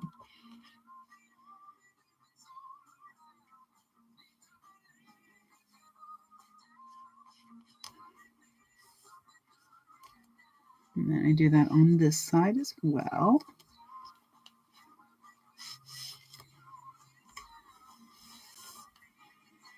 Okay. Now I'm going to put my lining, which I have cut larger, with them wrong sides together. I cut it wider, not necessarily too much longer. And the reason I cut it so wide is I just don't want to have to fight with it to make sure with such a small panel, it's a lot easier to just cut down than it is to try to force it to stretch. If you have fabric, I love this song. If you have fabric on it, if you're doing cotton, then you shouldn't have too much of an issue. But waterproof canvas does not have stretch. Most of them have absolutely no stretch. They have no chill. So, boop. All right. I'm going to sew at 1/4 inch. I believe that is actually the seam allowance for it. I just always do 1/4 inch. I like to see the zipper tape more.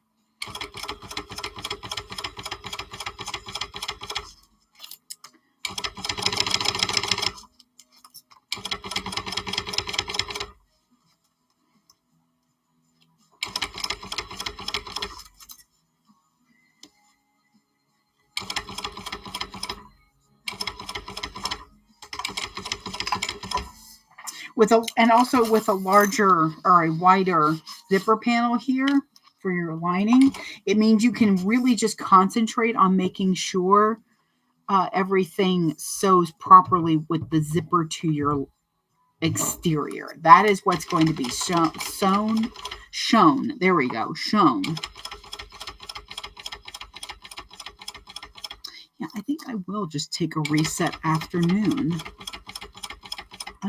I know I've got a lot to do, but if I push myself to just get to that, I'm going to hate it. And I don't like when something that brings me joy, like sewing, isn't bringing me joy. If it's not bringing me joy, there's a good chance it's because of something else is going on. You know, sorry, YouTube. I have my cup like right there.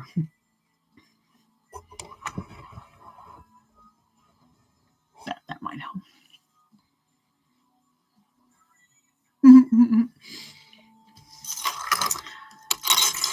So let's see. I'm trying to think what I would want to do on my reset. Do I want to play Diablo? Because I've got a book that I'm listening to that I don't remember a lot of stuff. Okay, so I have like no short-term memory. It's bad. Like I literally have about like 10% of the ability to create short-term memories. I got tested when I was younger. So if I want to remember something, it's got to go straight into long-term because it's not going to stick around otherwise. I'm going to put the wrong sides of this together, making sure that I am lightly tugging on the zipper and holding down my exterior nicely.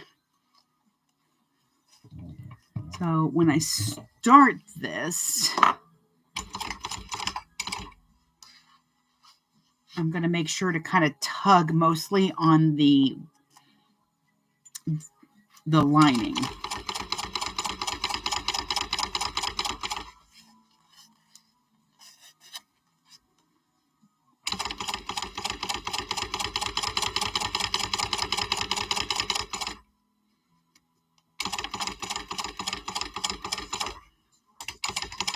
Okay, and that's one side.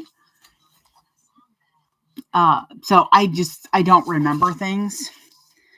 In fact, authors, if you do a series of books, do a girl a favor and put a previously on chapter so that I can remember what in the world I read a year ago. Because I don't want to rush you to get that next book out. I get it. You know, it takes time to write it and to edit it and all that stuff.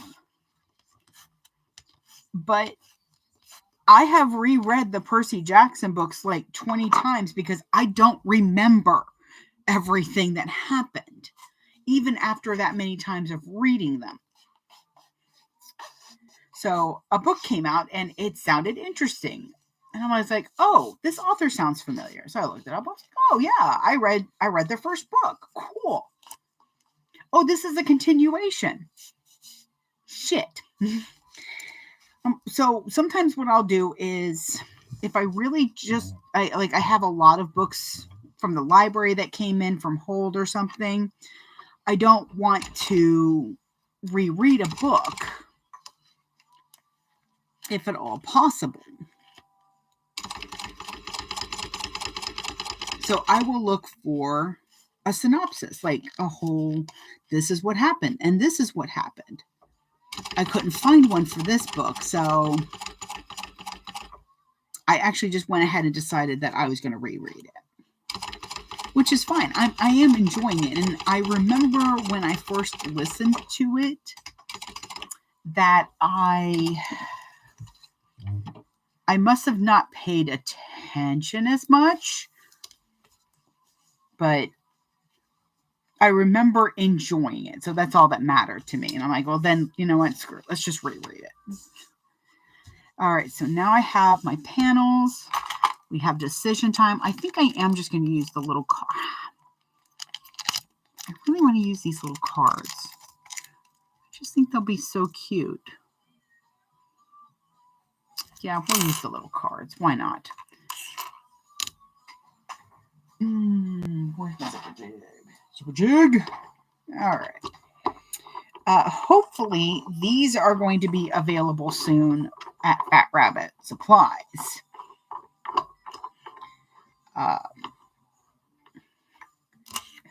This is the zipper jig that my husband designed. He's actually designing one that's in 2 pieces so that it can accommodate any table. Which, thank you, Sarah Rainwater, for testing out the first one. So we know that it holds the zipper well, or the zipper pull well. We just need to figure out how to make the table work better. Okay, so I lined up my lines. And I'm pulling all the way through because I still want to go trim this down. But there we go. Because I did the lines on the bottoms across the teeth, it means that I was able to line it up. And, oh, that looks pretty. I do like those colors. Okay, I'm glad I went away from the stripe zipper. It's just too much stripe. Too much. Okay, bear with me for a moment. I'm going to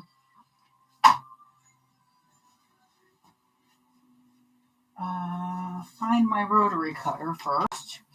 This is your heads up. Change your blades. All right. On this one, I don't really have to cut off too much. It's just mainly straightening out the panels. If I can't see that. There it is. Okay.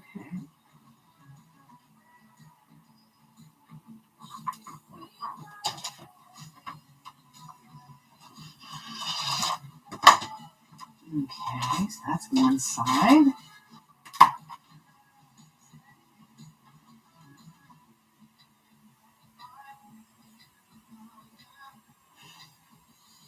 The problem is that, let me turn this over. Maybe that'll help. That does help. The way the color variant on the ruler is matches the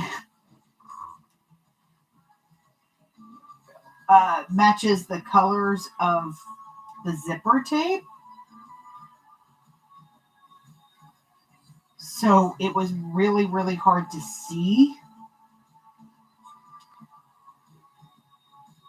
where the line is that I was looking for to line up with my zipper. Here we go. So I had to flip the ruler around because this coloring matched the coloring of the gradient zipper that I use from Mormino. All right. Oh God, it's such a tiny little, it's so small, but it works so nicely. And every time I get to this step, I'm like, man, next time I'm going to widen it. No, I say that and I don't do it. This will be easier side.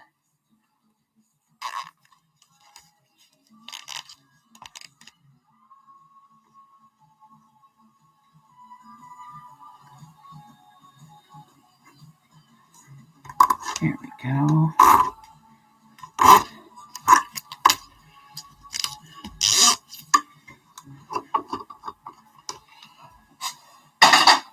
Okay, here we are. Ta-da! We have a completed zipper panel, which means now we get to have fun with everything else. Okay, gonna put my D-rings on. Make sure that actually lines up. Yes, it does. Okay.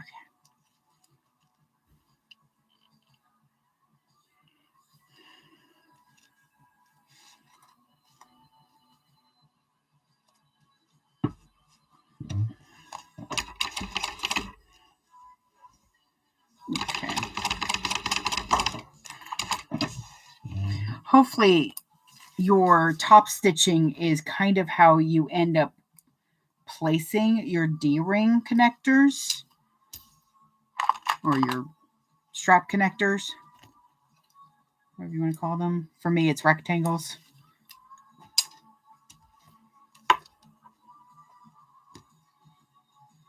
Yep.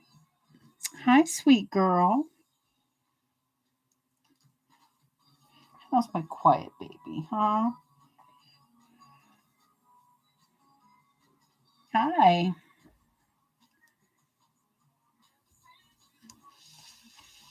I have a Tiamat now wanting attention, but she is so much quieter about it. It's a little more painful though when she comes in for attention because she hops up on my leg a little bit and she puts her claws into my flesh.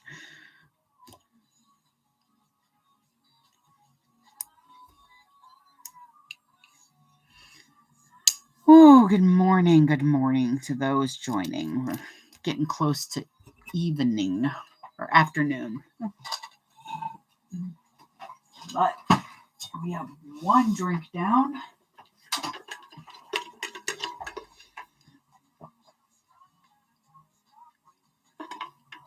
Oh, the coffee is so good. Okay. I've got that. Oh, here we are. So,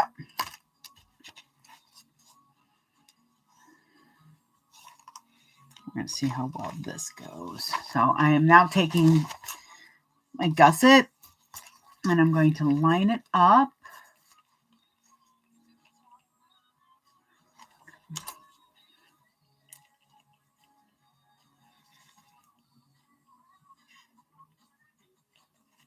Now, you want to make sure to match centers more than anything on this. And that is because your zipper panel and your gusset are not going to line up corner to corner. You're going to have tiny ears on the side. It will work itself out. And again, I do a rough cut on the gusset lining. And I do cut it a little bit longer. So at this point, you can see there's probably, there's like 3/8. It looks like it's 3/8 longer. We'll see how much it shrinks down when I have to sew it and then push it aside and everything. Okay, be careful of your hardware.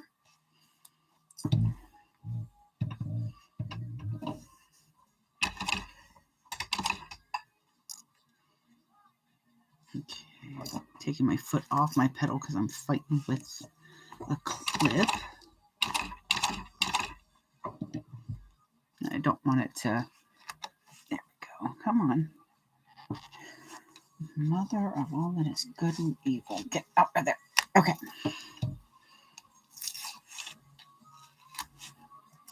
In my life. Okay, there we go.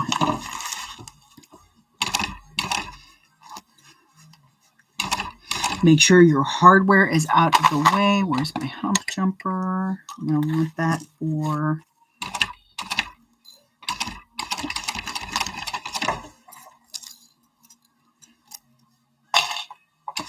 Okay.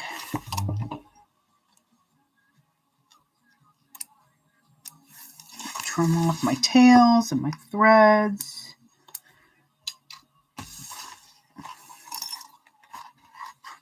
Now, I haven't trimmed down my zipper that much. And honestly, I'm probably just going to leave that bit. That's because now it'll have all this extra that we'll have a hard time to pull at it. And especially with the fact that this is a tiny bag, turning it is a bit of a challenge. Okay. Oh, well, that's going to get... I don't know if I like... Okay. What if I... Actually, I think that'll work. Okay. And like I said, now that I've stitched down the first side, I'm now at a 1/4 inch longer lining. So you lose about 1/8 of an inch because again, waterproof canvas has no chill, so it's going to do what it wants to do. Okay, so I am going to start my top stitch. Go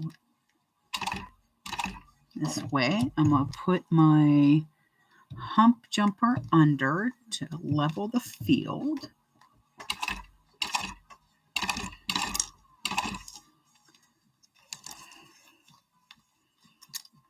Okay.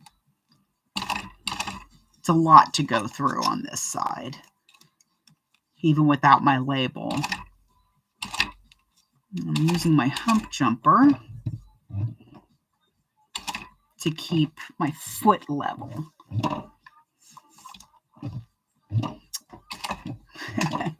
And get confused by what I'm doing. Here we go.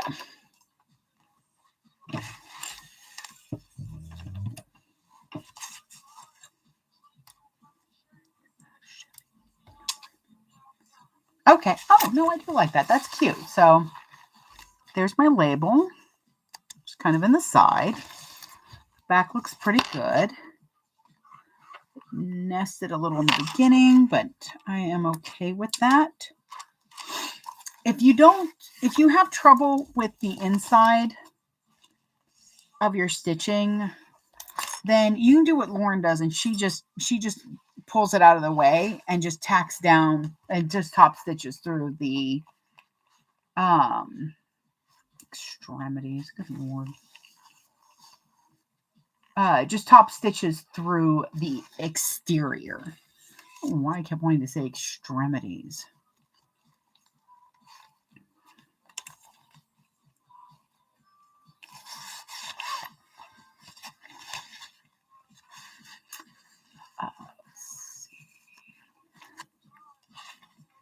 But I know she does it mainly because she had one time where it was uneven. Like it wouldn't stretch if she top stitched it. So, and I've run across that problem as well. That's why I do the little bit extra. This way I know it's going to fit.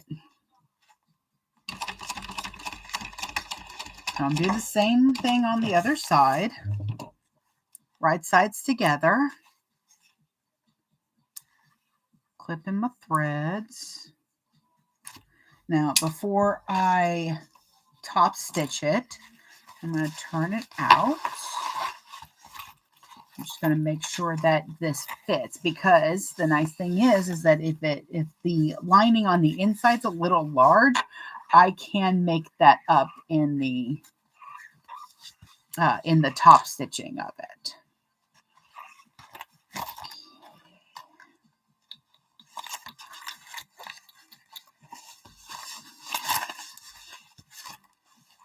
All right, so I get it inside out. I find my gusset where I have top stitched. And as I'm pushing this way to flatten it, I'm pulling my other hand back in. This way it curves it. It's also going to let me know if my zipper's too long, which it might be a little long. Let's see in a moment. Just kind of over here. Yep, we have a nice fit.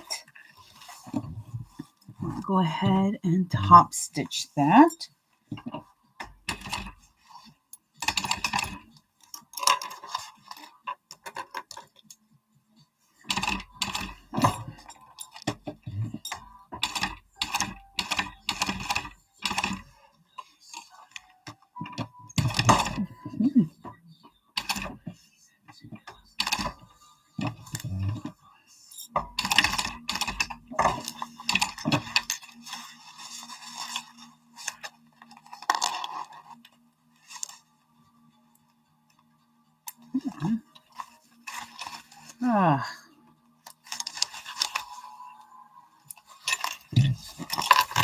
You can also top stitch both of them at the same time.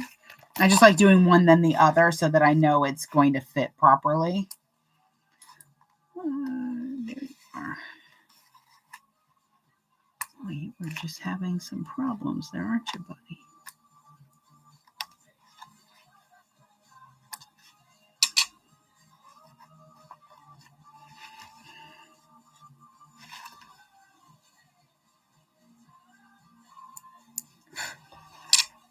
Okay, so now we have that. We just need to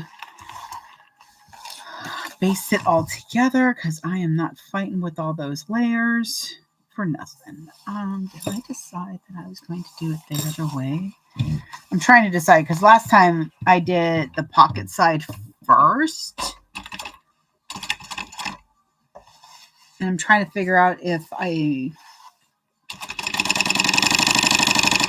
liked that way or not.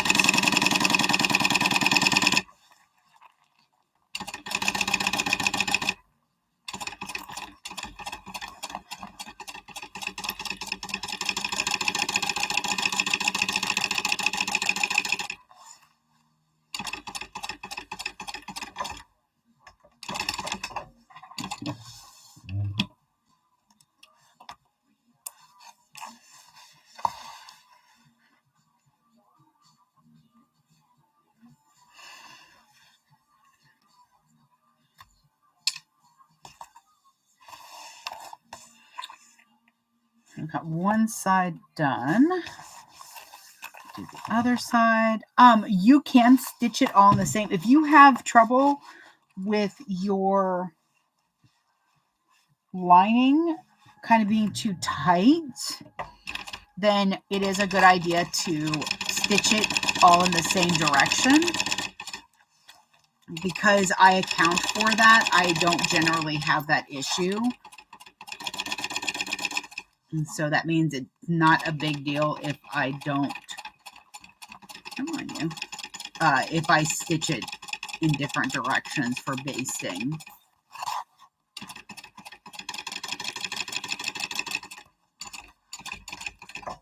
All right.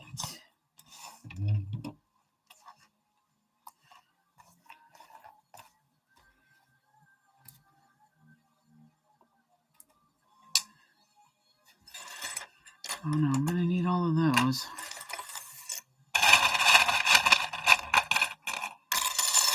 Again, if I miss a question, just let me know. I'm kind of concentrating hard here.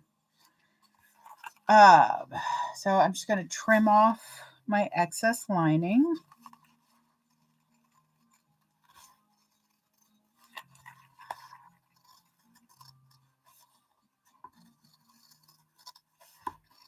It's like a part of me knows this bag would be a little bit easier if I did just like simple rectangles instead of this shape.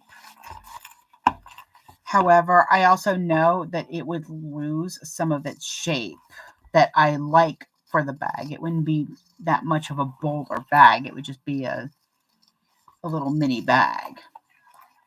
Nothing wrong with that, but I like doing this bag because it has a really pretty shape, just like the Erica. The zipper panels are so cute.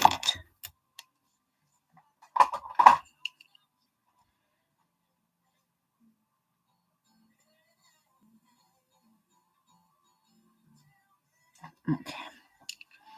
All right. See, look at how nicely it sits. That's how good. This is actually a good way to tell if your zipper panel is going to stay up. Like, is it going to squish together or not? But this way, it's easier to kind of get that thought process of how it's going to look. Little dumpling bag. Okay. Let's see. Here we go. I hope everybody's having a nice Saturday. I'm going to take a reset afternoon. Just trying to decide what I want to do. I think I might actually play a little bit of Diablo 4 because I haven't touched it in a while. Mainly because I like 3 better. I wasn't like crazy about the changes they made with 4. They did my girl Lilith dirty, so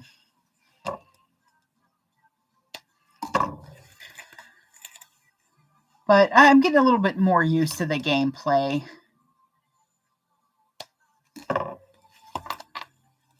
I just don't want to have to pick up my own gold. I used to have a pet that would pick up your gold for you.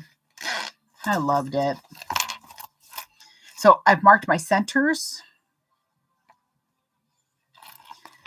Now, okay. Oh, good God, I put it way over there.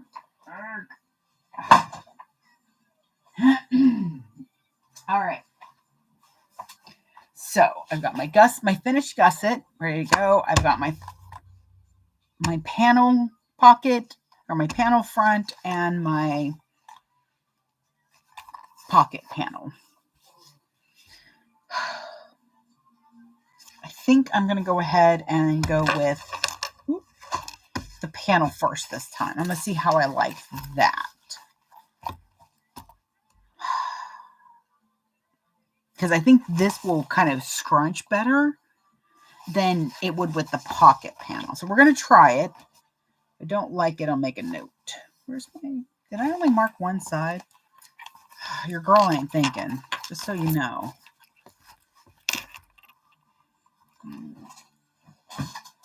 10 to 11. Okay. Now? Okay. Hang on just a second, folks. Arrgh. Where's my kiss?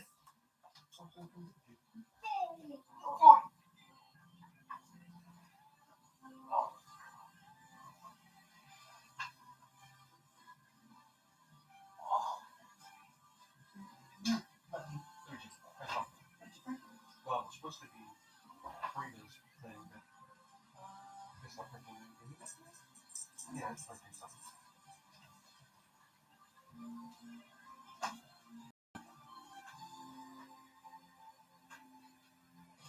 So where are we printing? Oh, we beat you it. Oh, Baroness is being a butthead. All right. Okay, had to get goodbye kisses. So by the way, this is the zipper jig that we're working on. So this is the top piece, and this is the bottom piece. And what it'll do is it'll slide together, and then we'll have the screw that will keep it stationed. Right now, the first prototype, it works-ish. It's just that this is a little bit too stiff. I want it to be just a smidge looser. It's just a bit too tight. And I don't want people to have to fight with it. So, where did my scissors go? Ah, there they are. Okay, for some reason I only marked one side. No, I didn't. There it is. I just apparently couldn't find it. Let's do this then. Because you don't want to over clip a corner for your centers. All right. Okie dokie. Let's see how this goes. So we're going to start with the top.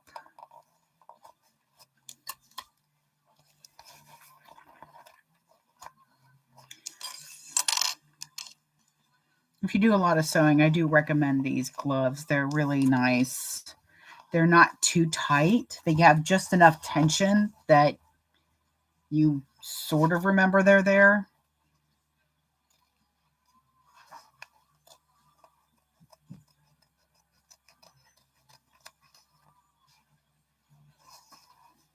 Now, let's sew this. Okay. So I clip the top. I'm going to clip the bottom centers together.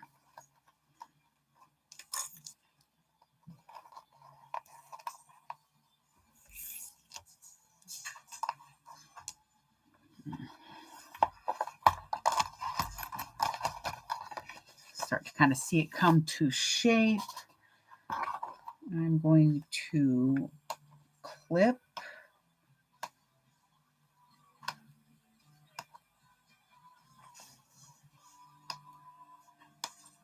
I'm my curves because I want them to kind of ease into the panel. I don't want the panel to be pulled too much and lose too much of its shape.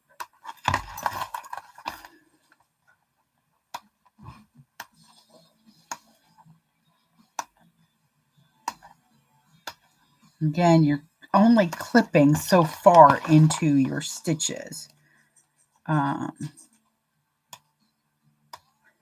Because of how close I basted, I will always clip into my basting stitches. That's pretty much a given. I don't usually worry too much about it as it's just a basting stitch. And I'm going to be doing double stitches anyways.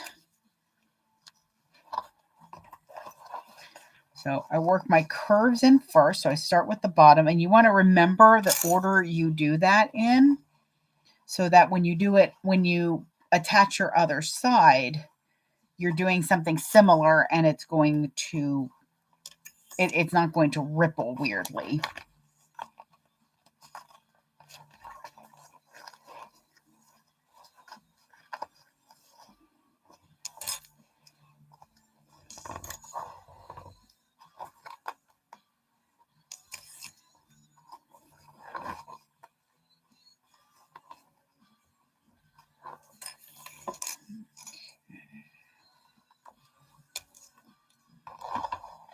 That's one side.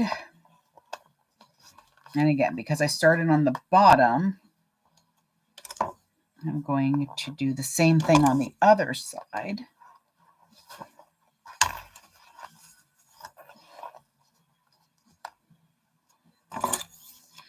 And I usually work the curves first anyways. And then so I did the bottom curve. There we go. I'm sorry about that. So I did the bottom curve first.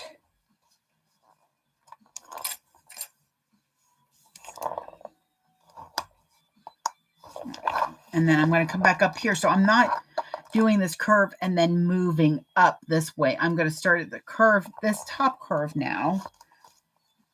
Get that clipped. This time I'm making sure that that bobbin is full. Oops, oh, there goes a clip.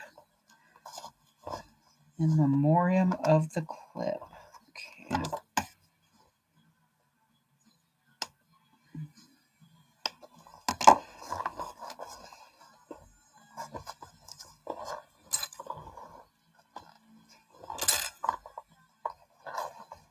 And then I'm going to kind of ease this to fit the shape.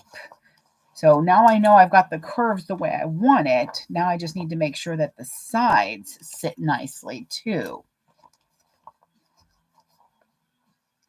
And sometimes if the gusset came out a little bit big, like a little large, then I will have to kind of like ease things and kind of shift it here and there.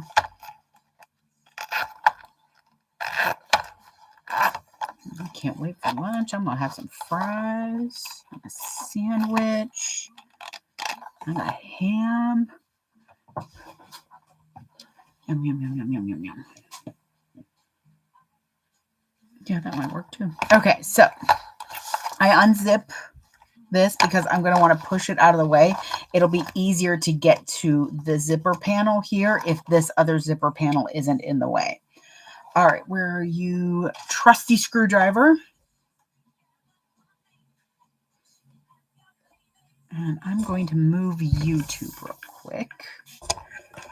So this way, when anybody goes back to watch, they'll be able to see it a little bit better. Let me see.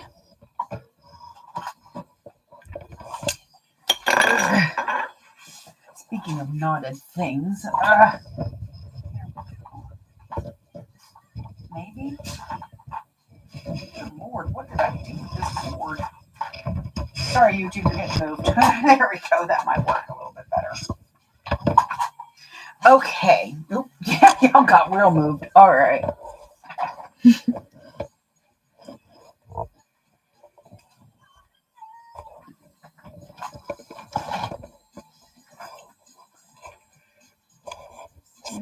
this way. Okay.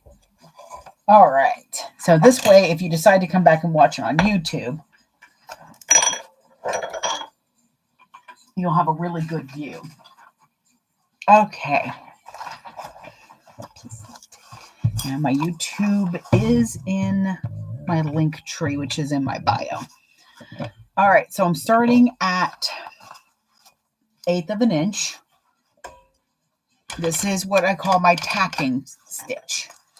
So this is going to keep everything from moving. So when I do my true seam allowance, it's going to look really nice because I'm not going to be fighting with the layers.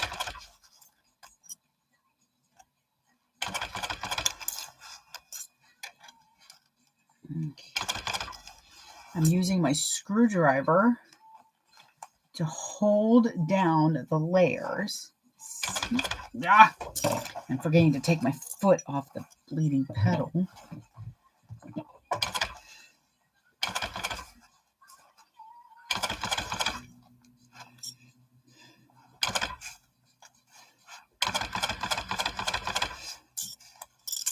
Aaron, don't forget you need to go to work.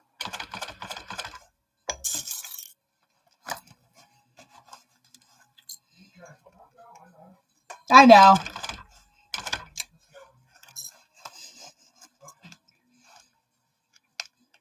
Poor darling's fighting with the Baroness.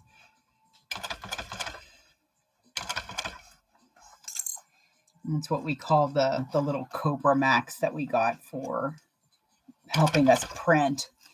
So far, it has not been the help I wanted it to be. It's being a little pain in the butt. You know, I'm already regretting not doing the other side first because I know it's going to be a pain with how tight my gusset is.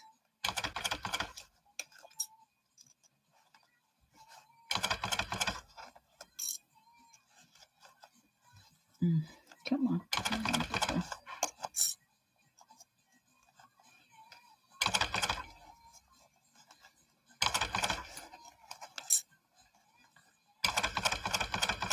Oh, goodness. Okay.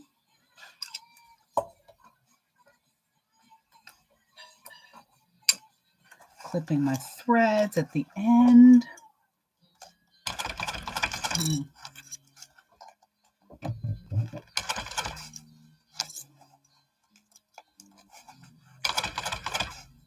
Just trying to think if I had any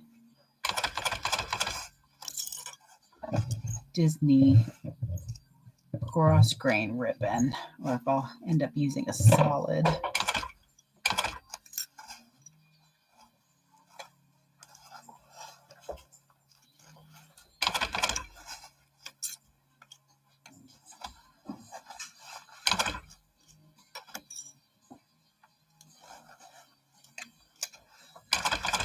There we go.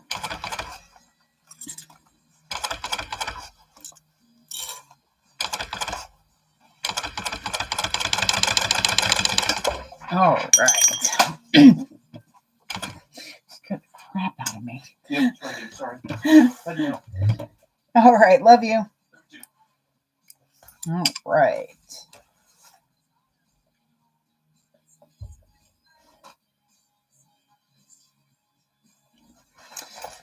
Okay, so it looks like we got that going.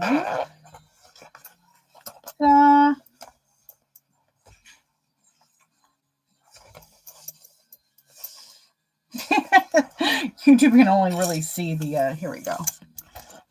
Ta-da. And again, that's just the tacking one. So it's not going to look its best, but it will once I have the true seam allowance. And it does feel like it's a little bit like loose here. And that's because it's going to get pulled in. See? All right, real quick. I should make these decisions before I start projects. No, I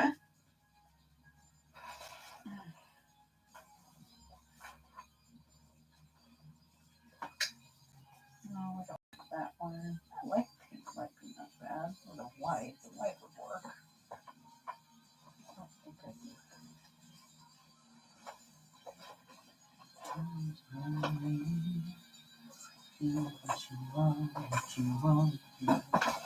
Okay, so there's purple, light purple, dark purple, I've got pink, got yellow. Right back.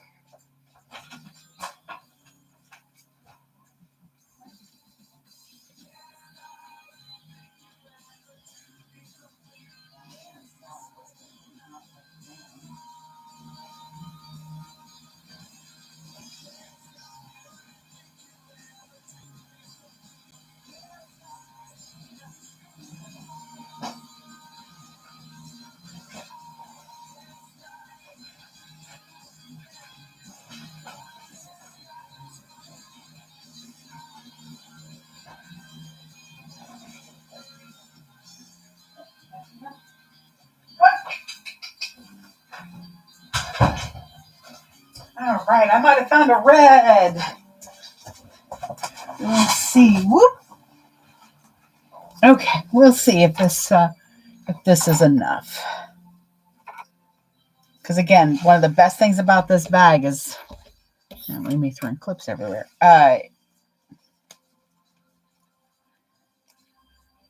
Is that it doesn't need a lot of binding. Oh no, no, no, no, y'all! It's like 2 inches short. Technically, actually, it's about 10. So, okay. I do not like that. Hang on. Just trying to find something that goes nicely with it.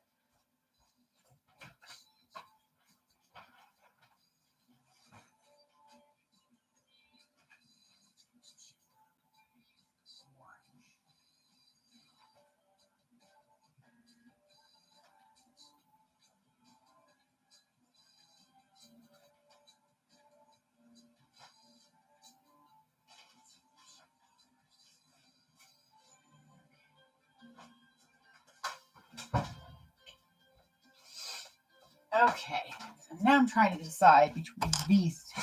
I think I like the darker color better than the light. Yeah. Because it's almost black, but not quite.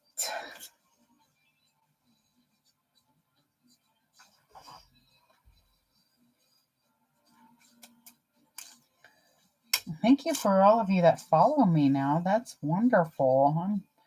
I'm trying to figure out this and trying to figure out YouTube and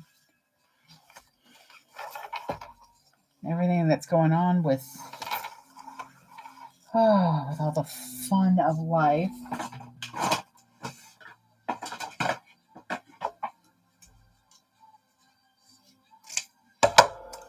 So this is a 1-inch gross grain ribbon that I'm using. I'm using pinking shears to clip the ends, because that will help with any type of fraying on that part, on the cut end. But the sides are completely sealed. Put those away. We're in the home stretch here, and then I can get some lunch. I'm just going across those edges lightly with a lighter to seal them. Okay.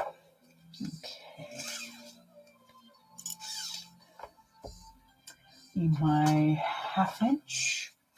So I'm using 1/2 inch double-sided tape. I'm just going to go along the middle of it. So the reason I use 1/2 inch and not 1 inch or 3/4 is because I'm really wanting to make sure as much as possible that I'm not sewing through all of that tape. My machine can handle sewing. It can handle the sewing through. That's not really the issue. It's that it does end up gumming up the needle a little bit.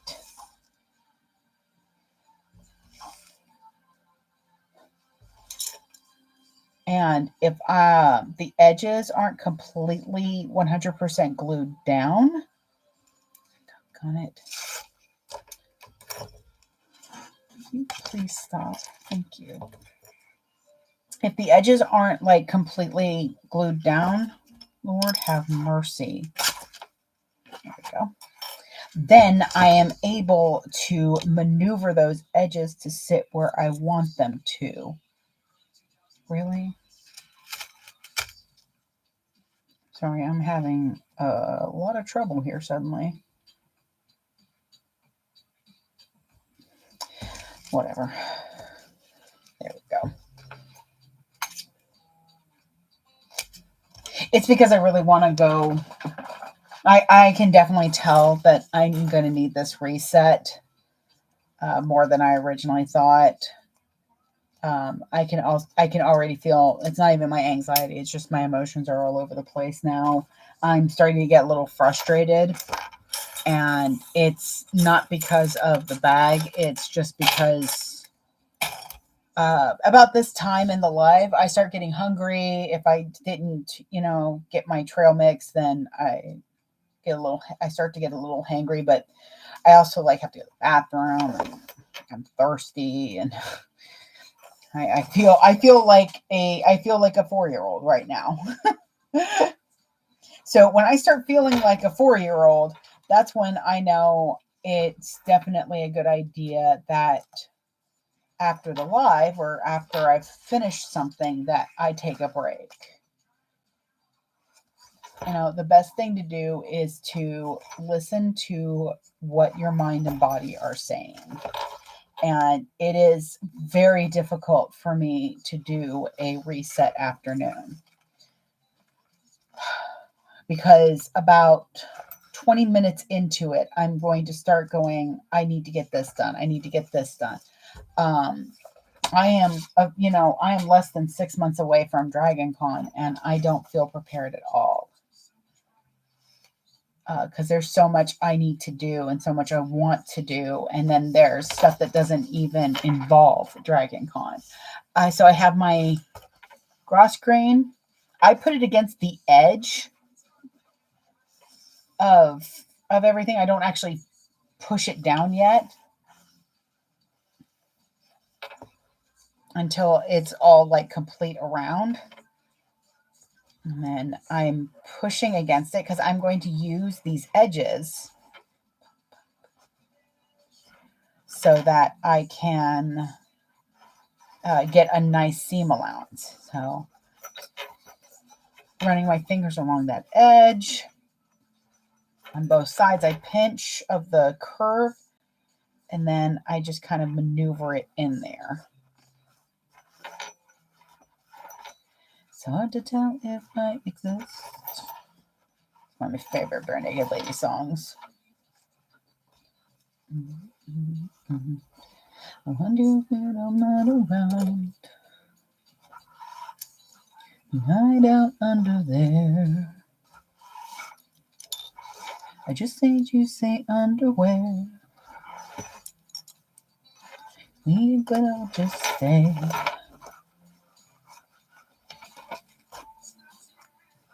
Yeah, so about 20 minutes into the afternoon, if I'm being honest, it'll probably be less than that. I will start to feel the weight of my work and I will want to do something besides quote unquote nothing. You are worth the time it takes to reset, to get that joy back in your life.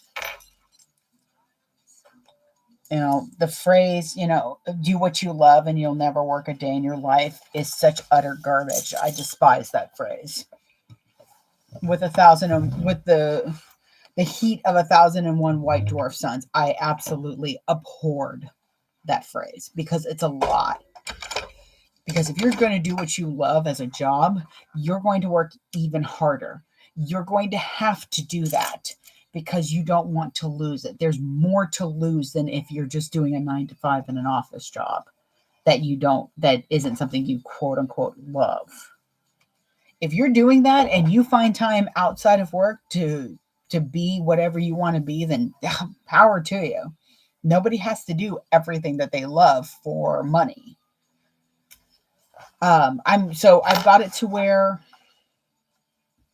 I'm starting on the bottom, and I'm going to sew at my true seam allowance, which for this bag is 1/4 inch. Backstitched, and I'm just kind of going through, and I'm pushing in at my corners. Again, YouTube will have the best view of this right now. So if you are a subscriber, you'll definitely be able to go. I mean, well, even if you're not a subscriber, but if you're not a subscriber and you could subscribe, that would be great.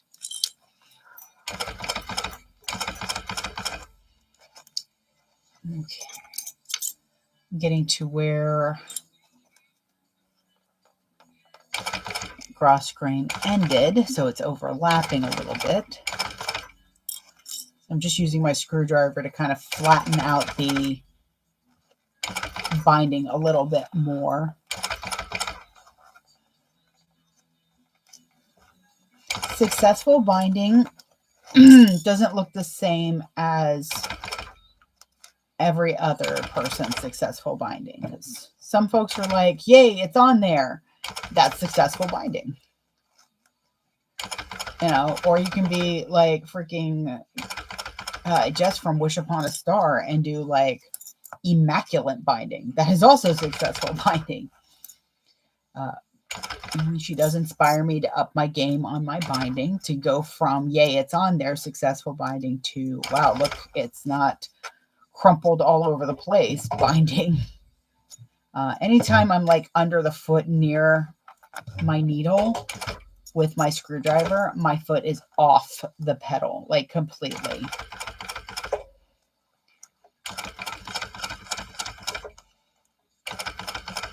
Like, I don't have a finger guard on here, and unfortunately I have sewn through one of my nails. That's usually when I know they're too long.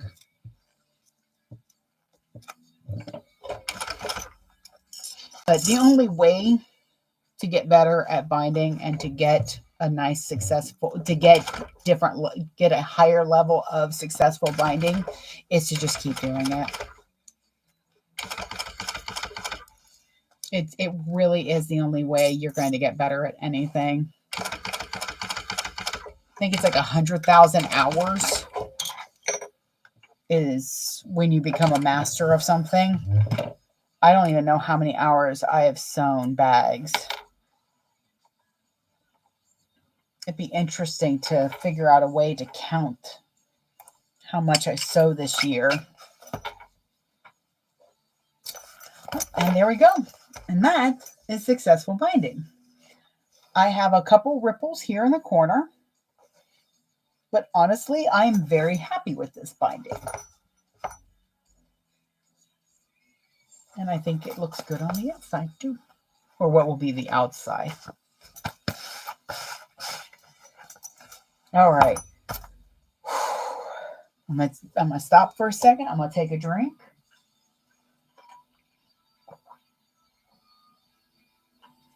Get that good coffee going in me. I'm going to find the other side of my bag. There it is. Bam. And we are going to now put the other side on. I'm going to listen to my cats chase each other. He'll calm down now that he doesn't have Aaron to kind of bounce off of.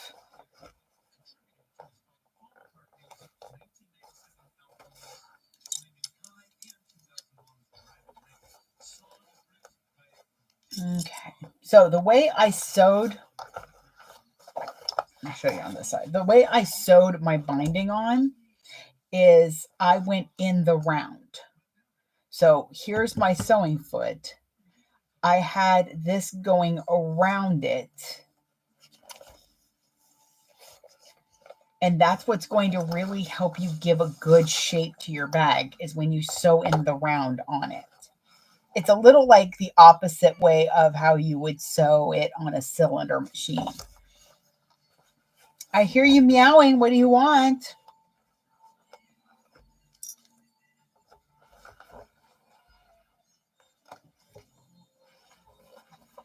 All right. Oh, I don't have anything clipped. So I kind of already tell that was going to be a problem. Let's see. Try not to clip my beautiful flap on accident.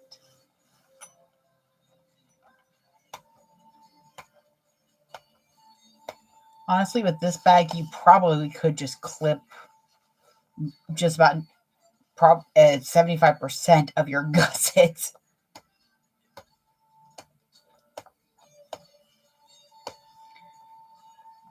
Trying not to go too far in because, again, we don't have a heavy seam allowance to cover some of these mistakes. Again, that is one of the biggest reasons why I do my 1/8 of an inch and then I do the real seam allowance.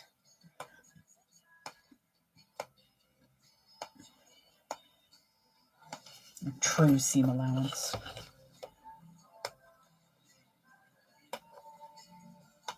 I've just found it gives me better curves. I like the result a lot better. There we go. Okay. So, like I said, you want to remember where you started. So I'm going to start again at the bottom. Find all my clips. I'm going to move you again so that you can see me clipping. See my My Little Pony shirt. Old school My Little Pony at that. Okay. So I kind of use the bowl method when clipping. And that's when you're pretty much making a bowl right here around your curves. And you clip because it's going to help it spread when I have the gusset side up to sew.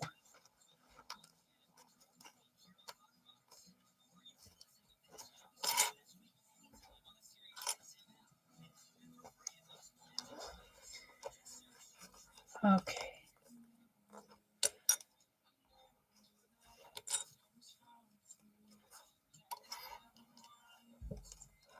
Oh, now you caught up.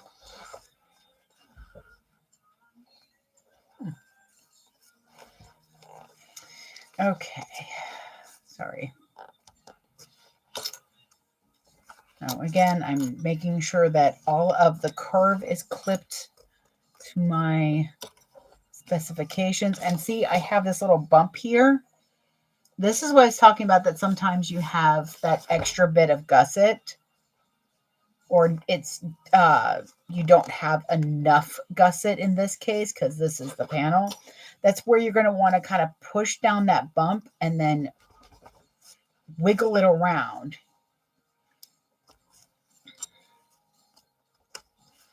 I tend to not, I prefer my gusset to be a little bit looser. So I will make that note.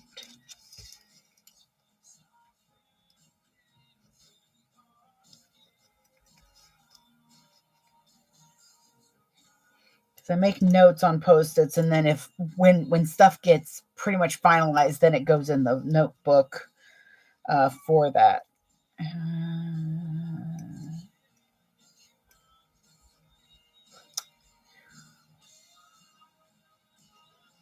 You're not going. Oh no!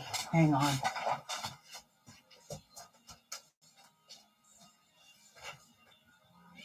No. Okay. Oh, come on. Why don't you go lay down? Huh? Oh yes, meow. She's a long kitty. Such a long kitty. Oh, and you're done.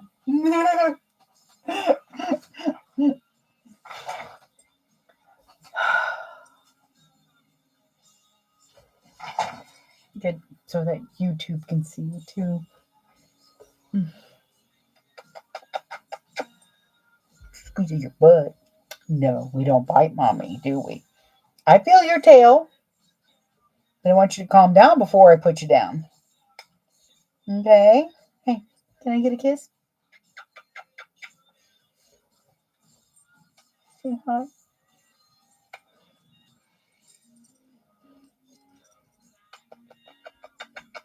Yep. Okay. Down we go. Chaos incarnate today. I don't know what's going on with him. Okay, so we got that note. That'll help me remember that. Kind of glad I've been only doing a couple of these at a time. Okay, so again, pushing in to the bowl.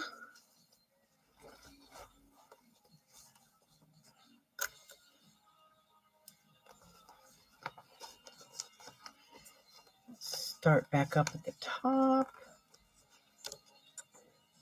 I'm not saying that it ruins the bag if you're like, oh, wait, which side did I start on? That's definitely not the case. I'm just saying you'll have an easier time of sewing and you'll do better and you'll be happier with the result with some of the tips that I give. Here we go.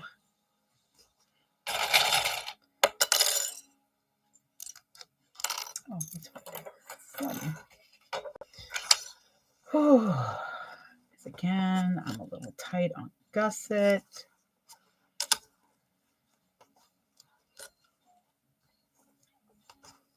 Okay. Sure, let's just use every clip in the bowl. Actually, if I used every clip in the bowl, I would be very worried because it's a very large bowl. All right, so again, Vantage Team YouTube. I'm going to move that. So now I'm going to sew at 1/8 all the way around. Morning. Oh, and I'm going to open my zipper. And I'm doing that mainly so that I can stick my hand in and kind of control a little bit of it too. Okay, this might actually work out better. Let's see. Let's see how well this is, because the State Puff one, I did the pocket side first.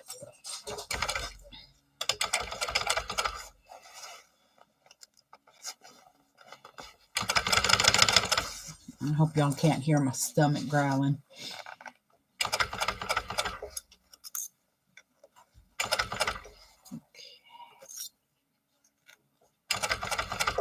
It's a little easier to squeeze.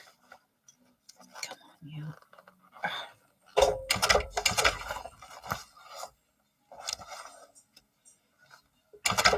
To squeeze the side without the pocket than it was with the pocket.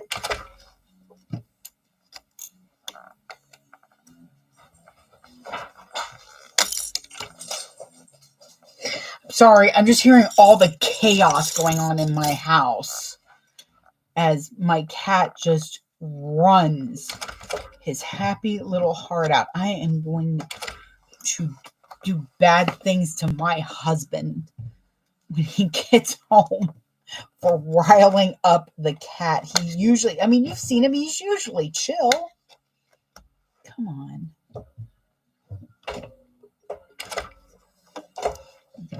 Because of how tight this gusset is, I'm really having to fight with it to get it where I want it to go, which I am not a fan of.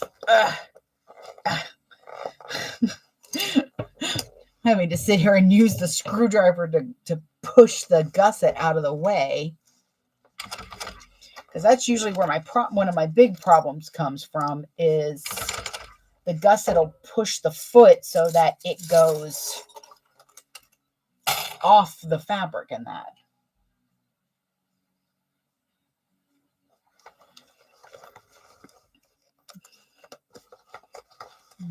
Okay.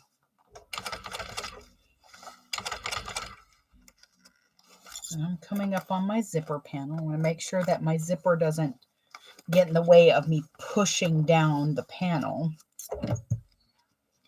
Anytime I stop sewing, especially on this part because I'm trying to tack it down, I will push my foot up. Come on, doggone it. I see you. I see what you're trying to do. You're not going to do it.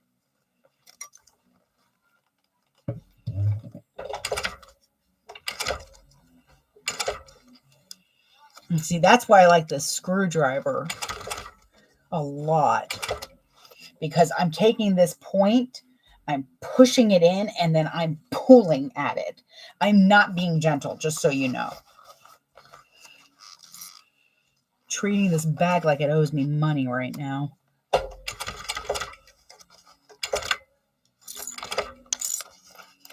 See, I can see where I kind of went off fabric. Oh, go.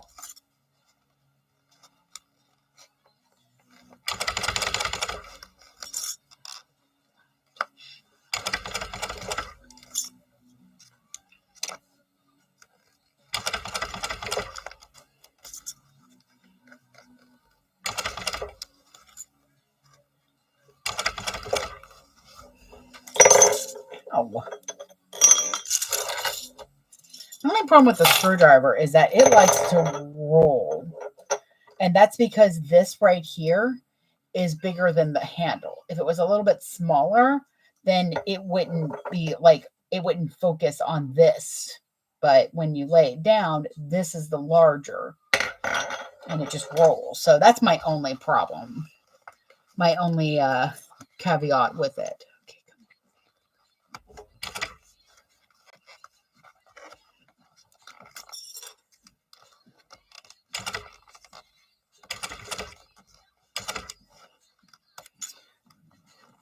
If you have trouble with your gusset in that, take your time.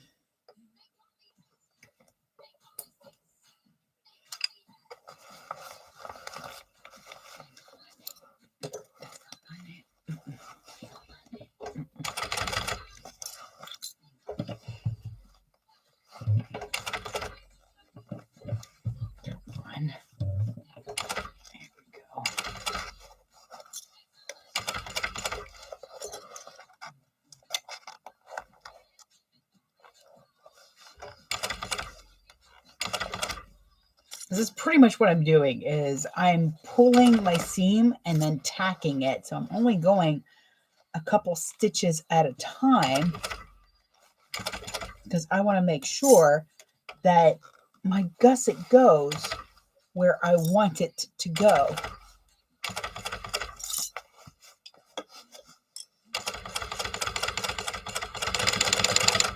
Ooh, okay. I'm going to put that there. Move those there.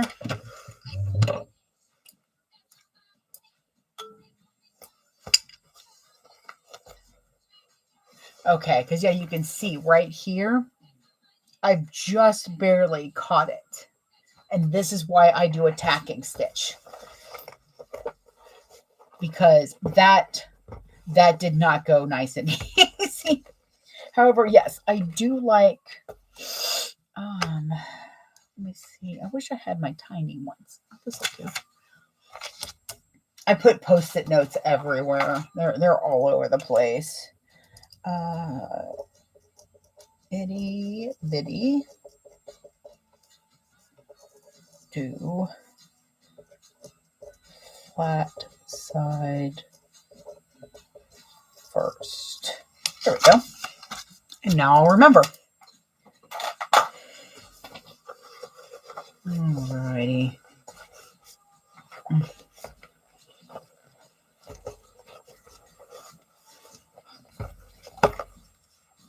Okay. All right, I'm gonna leave. I gotta take off these for a moment, so which means I have to go wash my hands real quick because there's something about taking them off that my hands are like, I need to be washed. So I'm gonna leave that there for a moment. I will be right back. I promise.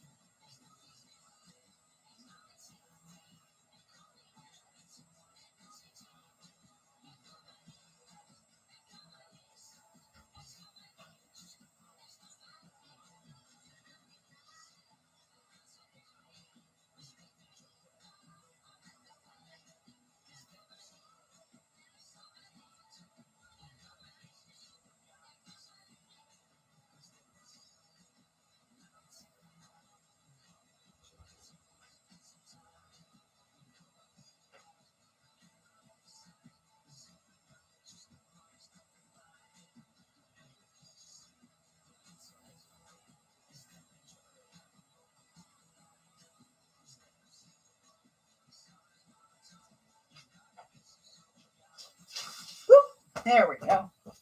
Okay. So we're getting another coffee drink. And then we're going to go on back on in. Okay, so all we have left to do is adding the, put you right there again. Okay. Adding on the final binding.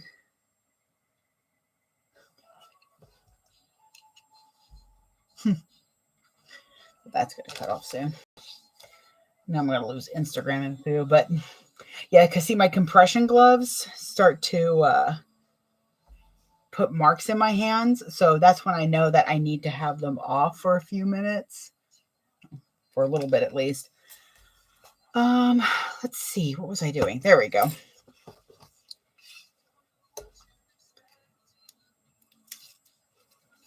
Okay, so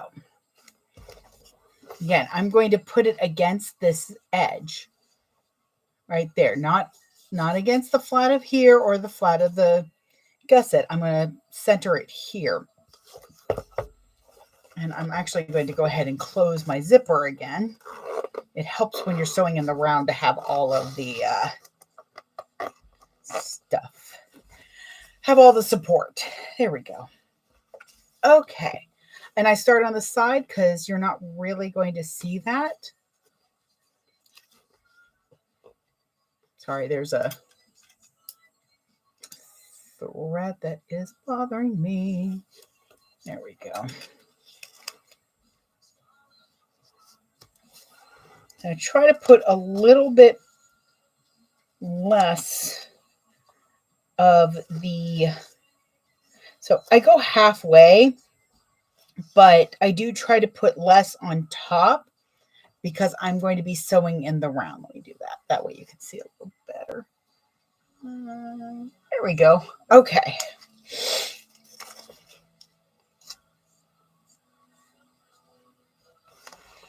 Try to go nice and tight around that curve.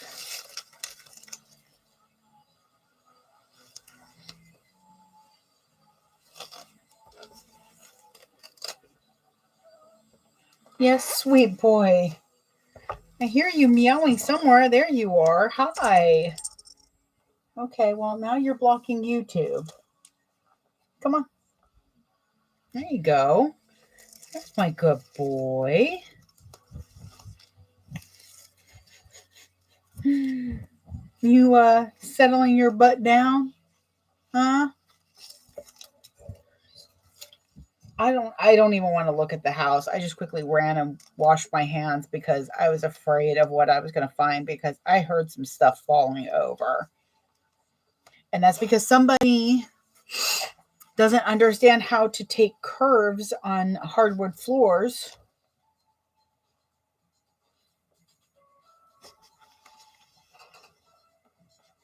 Sorry, I thought I heard a knock. Was that a knock? Is there somebody at the door? Because I don't really feel like going and looking. I'm almost done with this, and then I get to have lunch. You know how much Mama loves a good lunch.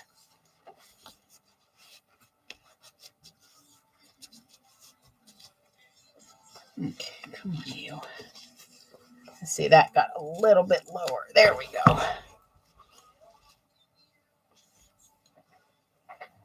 Hang on. Let me just see who's knocking at my door. Oh, it's Hunter. Oh, I'm busy.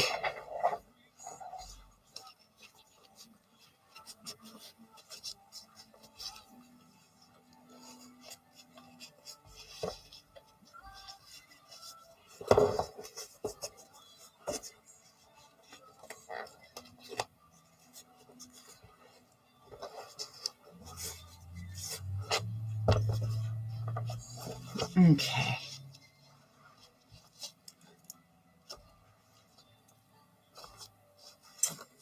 Alrighty. There we are. Your tail little man is in the way. Okay. See how it kind of has that good structure. That's going to be fun.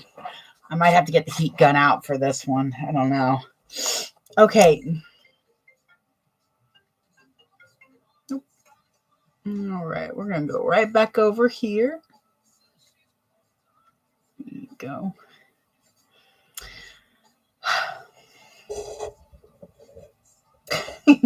Y'all get cat backside on YouTube. I'm sorry. Tail helps Van try. There you go. Good morning, Diane. Binding. Okay, so fun story with binding. Like the third type of bag I made is the Speedwell by Blue Column, and it's this really cute sling. And if you cut all the pieces and follow how the materials, it's about 90 pieces, and I'm not exaggerating. He'll just send me a text, but so I decided, because I made one, I was like, oh, this looks great. I decided I was going to make like 5 of them, and just at once. So one of the main skills I learned was binding, and I absolutely love how a bag turns out. With binding, it takes practice, and honestly, this little guy is the perfect bag to practice on, because there's not a lot of binding that you have to do, so it's not a whole lot. The only thing is that it is a small bag. Your tail, mister, is in the way. Thank you, sir. I appreciate it. Yeah. Yeah, you're going to be right there. Are you blocking YouTube? Okay, you're not blocking YouTube, so I guess that's okay. I guess it's okay.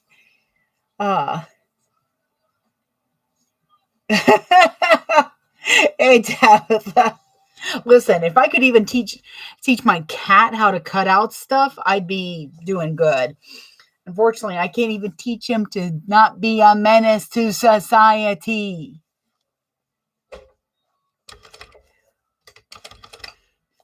So I'm sewing in the round. When I tacked it down with the gusset up.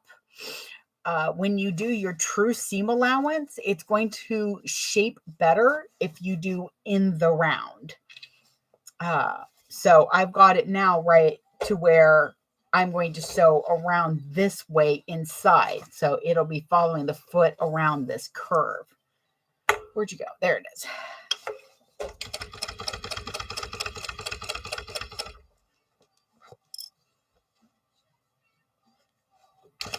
But I understand the aversion that folks have, some sewists have, to binding, because it's the same aversion I have to drop-in linings that are drop-in from the zipper. I do not like backpacks that are not bound, because it feels like everything is just all loosey-goosey. But again, like I said, there was something about doing those 5 Speedwells at once. I was talking to somebody at a convention, and my husband's like, you just became to binding, but I was born to it. I was like, shut up, babe. But that's kind of how I feel, is that because I did binding so early in my bag sewing process, I really feel like that kind of helped me to love binding. I really like how the bag comes out looking as well. It has great shape and structure when you bind. But, the great thing about sewing is you don't have to do everything the way everybody else does. I know that there is a hack for the Deedlebug mini backpack, the mini, MINNI, because that is a drop-in lining. And I didn't know that was a drop-in lining until I started the bag. And we'll just say that bag that I did the first time didn't get finished, because I just I couldn't get it to work because of the way the drop-in lining was.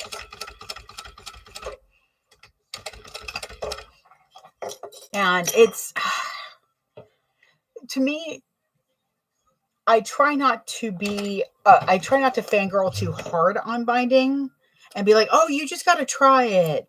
Okay. And they try it and they still don't like it. What are we going to do now? Well, we're going to leave them alone.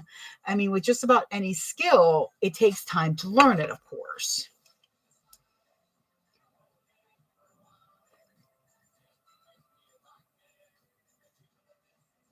Oh, see,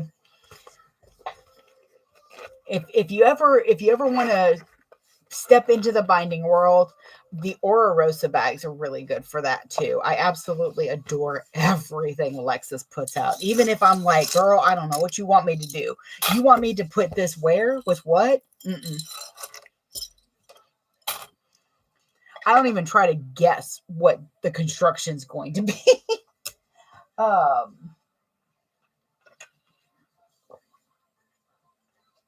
My current bag is the, I want to say Carolina, from her at 85%. I always tend to shrink her patterns because they're just so cute when they're shrunk down. I mean, look at how adorable this is. But that's very little stabilizer. I've got some in the zipper. I've got the gusset and then the body all with Decovil lite. And that was it. Okay. Trying to decide if I want to, no, I think that's silly. Okay. So again, when I put my hand into the corner, I'm pushing out this way. And then I'm going to put my hand and push in the corner. So push out. You can see my hand pushing out. I'm going to pinch this corner and then push in.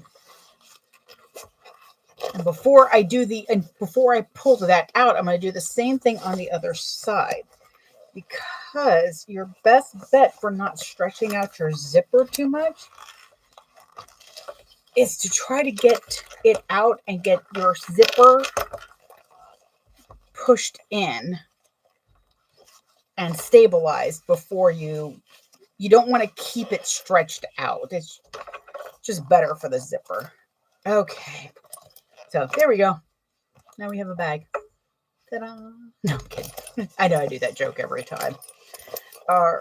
Oh, this is looking so cute. Oh, I am so glad I did the stripes that way too. Okay. Because if they didn't match up, I was going to lose my mind.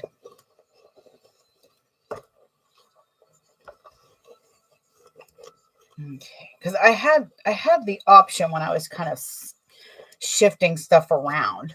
So I have the stripes going horizontal here. Oh, they are going the same way, but not on the bottom. Oh, bless my God. Look at that. They don't match up like color wise, but they match up. Oh, that makes me so happy. Okay. Let me finish getting this bag turned out so that y'all can see it. Oh, my Lord. There we go.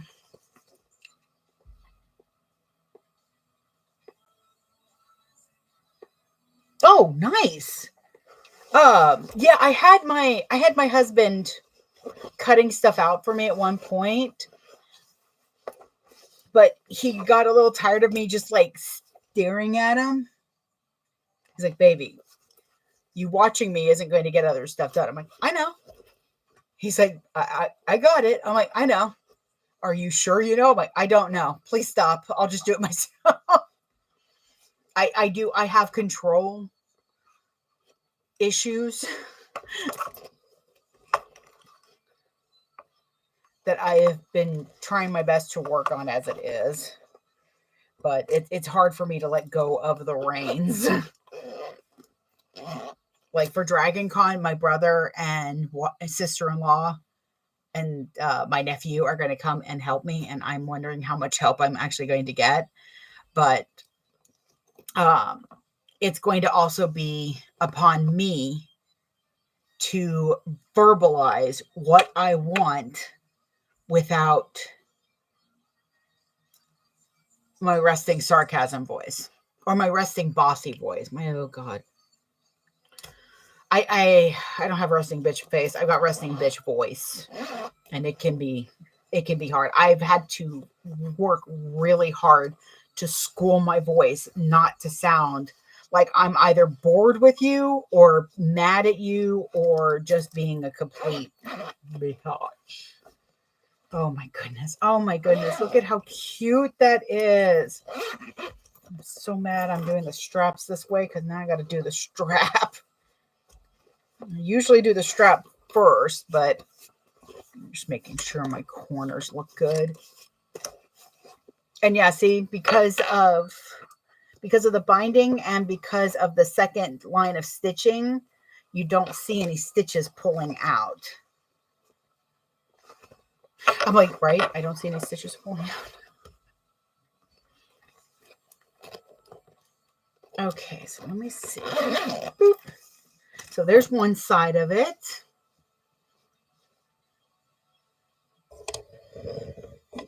There we go. Thank you, Diane. I think it's so cute. It's so adorable. Oh, okay. So they're going to get smushed if you overpack your Tupperware. I call it Tupperware because I'm apparently that old. While I'm answering that, I'm going to get my strap to do. So it's really just a matter of, where are you at? I'm getting my thoughts together. You're going to go over there for a moment. So travel, always fun and exciting. Stabilizer always helps to make sure that your bags are going to bounce back from squishing. Now, when I first started doing shows, I didn't quite understand how to pack properly. And so I would put plush animals inside the bag so that they wouldn't get too squished. The problem is that sometimes I forget they were in there. And everybody was always like, they'd open it up and they're like, oh, what's this? I'm like, oh, that's to keep the shape of it while it travels. That's its travel buddy. Oh, good God.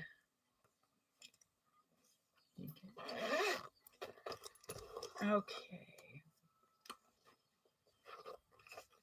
Now, when this is full, that won't be too bad. Okay.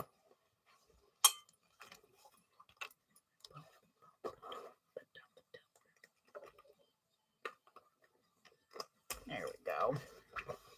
Yeah, I really like how that looks with that lock there. Okay. So yes, a lot of times you just want to make sure that it can bounce back. The other thing to consider is the Tupperware that you use. Just make sure you're not overstuffing it. It can be hard to not just like put everything in a Tupperware because, hey, it'll fit. And the problem is that now you're forcing everything to squish together. So that was definitely a lesson I had to learn, was not to overstuff everything. Sorry, I'm trying to think of what I need to cut for this. Because I'm not doing a removable strap on it. It's a small bag. So it doesn't really need it. Wait, where's my... You have to run my finger. Because I can do it better. All right. I don't know why I did that side. Oh, okay. Good.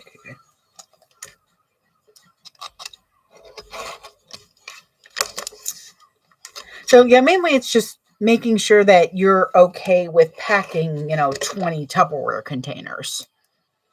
I try to make a lot of the same ones. That way I can put them all in the same bin. But even then, it's I end up fluffing at shows anyways, because you're always going to have things shift, especially if you travel for it. Like I've got Dragon Con at the end, coming up, which, every time I think about it, my anxiety jumps again. That is literally why I'm taking a reset afternoon. When I'm done here, I'm going to make myself some lunch and sit down and just chill out with my lunch. And then I think I am going to play some Diablo. It's been a while. So I've cut 2 little strips of scrap at 1.5 by 1.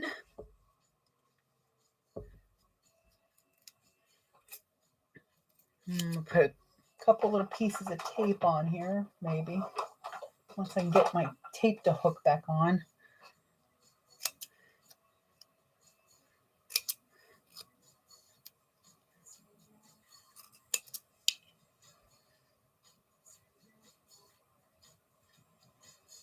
Oh, yeah, see?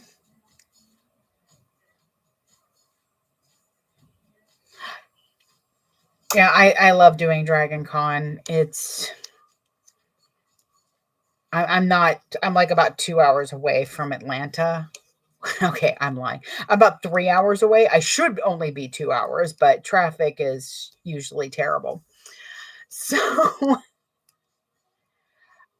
so it's a nice local show for me. On top of the fact that I love the vendors. Uh, I absolutely adore Tracy, who runs the vendor hall. She is just the sweetest thing. Absolutely adore her. She will go to bat for her vendors, and I feel safe and taken care of. So that's always good.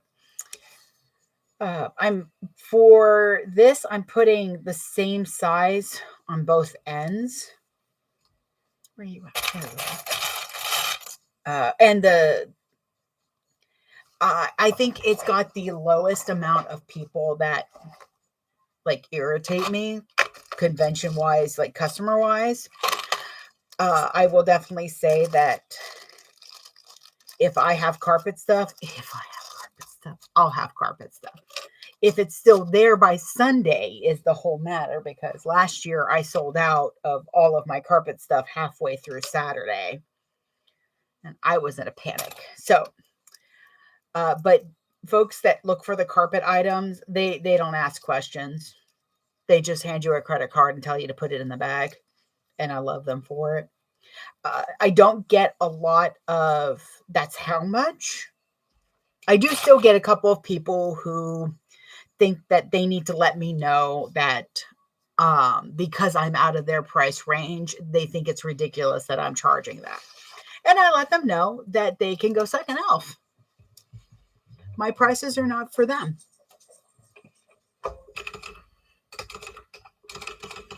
Actually, if I'm feeling diplomatic, I'll just sit there and say, well, that's fine. That you are entitled to your opinion and your thought process. However, if you'll scooch aside, there's somebody behind you wanting to buy something that doesn't agree with you. I have one friend, one customer who has become a friend. I absolutely adore her too. Who will make sure that she is there Friday at the beginning. Like she comes in and she skips all the other floors to come hit my booth because she knows everything is one of a kind and that there won't be, there's not 2 of them. So if there was something that she's been eyeing, then she gonna have to come and get it, and she knows it. So I sewed my webbing onto my ring, just using a little square stitch. Okay, so the way you do a non-removable strap is pretty much the same way that you do a regular strap. You just treat one of the rings as a clip. So you're going to want to make sure that you've got your raw edge, whatever edge in here facing up. I'm going to make sure that we're not knotted. Not knotted. And then we'll slide it through the ring right there. Okay, and now take that off. Now I haven't sewn this on yet. I want to make sure that I like the way that sits, and I don't. So it's been a while since I've done non-removable straps, so it's all about remembering which way they go.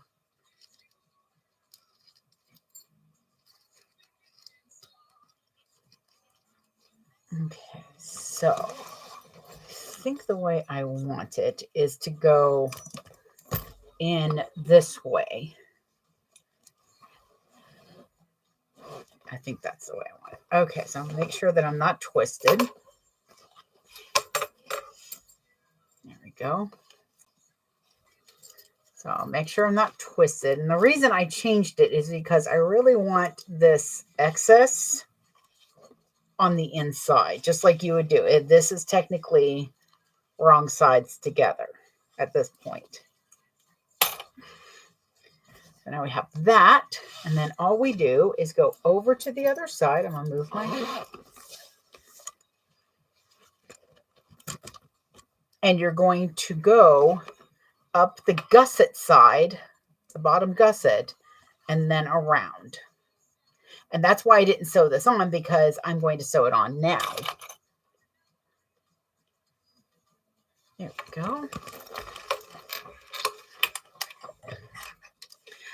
The advantage to doing a stay strap is that you don't have to use excess vinyl. I have to squish you down there, buddy.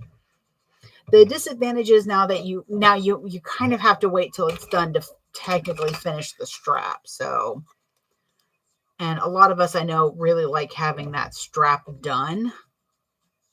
Come on. I'm sorry. I'm fighting with a thread. There we go. Oh, it's such an adorable bag. And there is a larger size to it, called the Betsy Bowler, that has the little flap and everything on it too. Okay. Again, this is part of the disadvantage to doing a stay strap.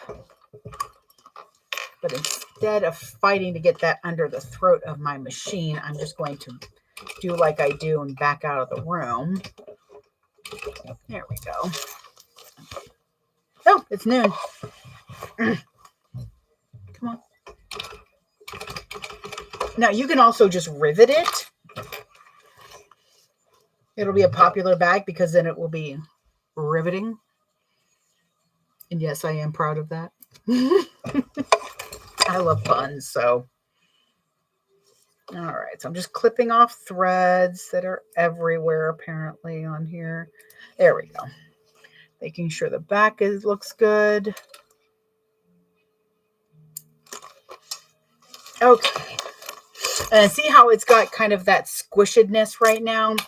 That's easy to fix because it's a nicely structured bag. So, and that's mainly because of the binding. And that's really just why I crow about the binding so much. There we go.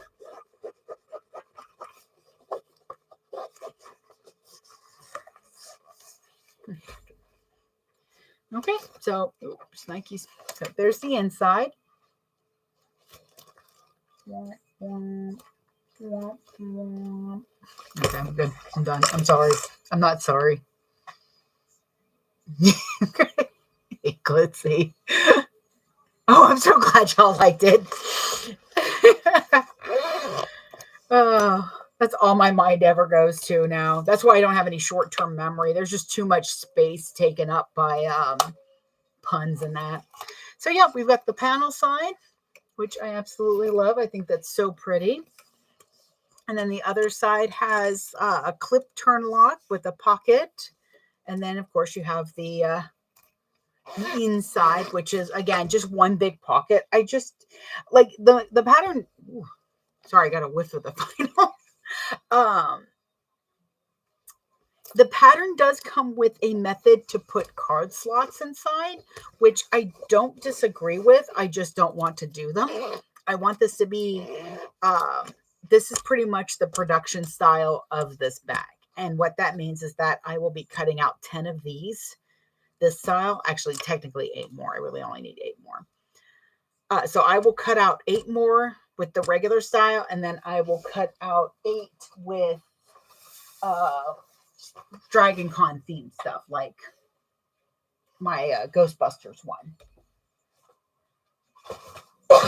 There you are. Sorry, I'm watching my neighbor cuddle the cat that I feed on the side. That's hilarious. Siren.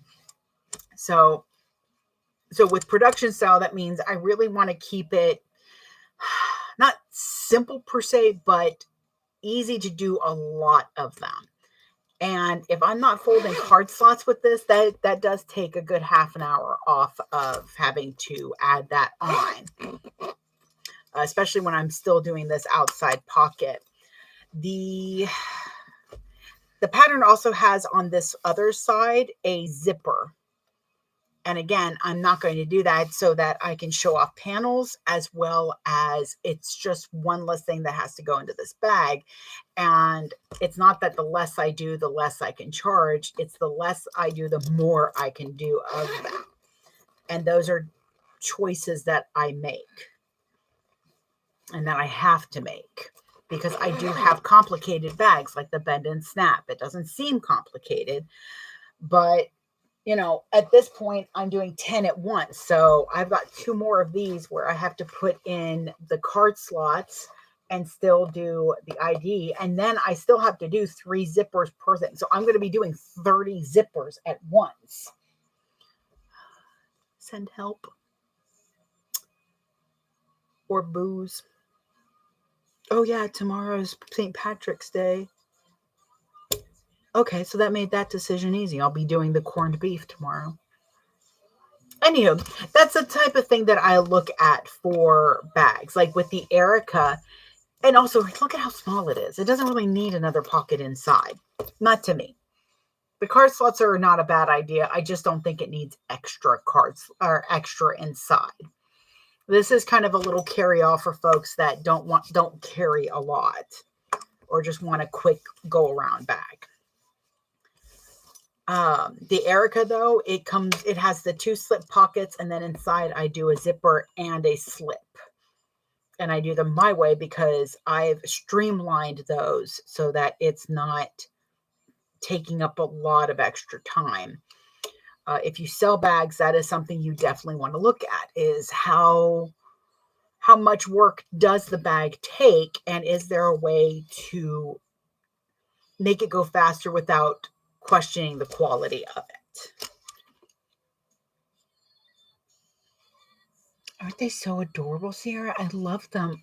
I got asked to make something small for Dragon Con because they're like, I don't want another. They're like, I already have 2 of your bags, but I want a small one. Are you going to be making small ones? I'm like, well, I am now. Because I know if one person has voiced to me that they want a small bag, there's going to be a call for them. It would streamline it more to not do the fixed strap, but I have 100 rectangle rings just about with every finish that needs to be used. So I'm like, I'm going to use rectangle rings. Even just doing 1 swivel clasp actually wouldn't be too bad, but I don't know. For such a small bag, it seems silly to worry about having a second, to have a removable strap for me. But there are also some bags I make that I wouldn't carry myself, but like I would never carry this one. It's adorable and everything. My wallet's too big. It's just so big. Yes. Oh, I definitely will always put an adjustable slider because there are some days when I want it like right under the crook of my arm as much as possible. And there are some days when I have it slung down to my hip. Also, with an adjustable strap, it means that if somebody is, say, taller than me, then they're not going to feel like it's uncomfortable. And I've told my customers, if you need a different strap, just let me know. We can definitely change that out.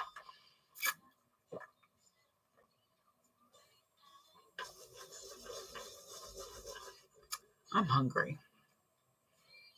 I think it is time for some lunch. I'm also thinking of having my husband, I want to 3D print some chain straps that can be like an add-on to the bags that have a removable strap. I'm not sure how strong they would be. So I want to print them out. I know there's got to be an articulated one somewhere, but it would just be kind of like a shoulder strap. All right, y'all. Oh, I love the rainbow. Taste the rainbow. It's so pretty. And the fact that my stripes actually match up on the sides are kind of killing me. And I almost did a striped zipper.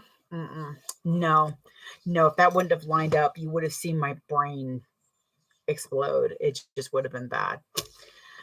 But, so the next panel ones are, I'm going to do Dorothy next. Well, this is one that's going to get cut out, definitely. And I've got a Stitch one. I know that. Which one's this? Oh, yeah. I've got a Beetlejuice, too. Beetlejuice one's going to be super cute. Bam! Beetlejuice. I have to figure out what I'm going to use for the flap, though, because I might have to cut from one of the other panels. I just don't want to like screw myself over on another pattern and be like, well, I could have done this if Past Liz hadn't screwed me over. Because Past Liz is a bitch. Sometimes she's not so bad. Sometimes I just don't care about future Liz.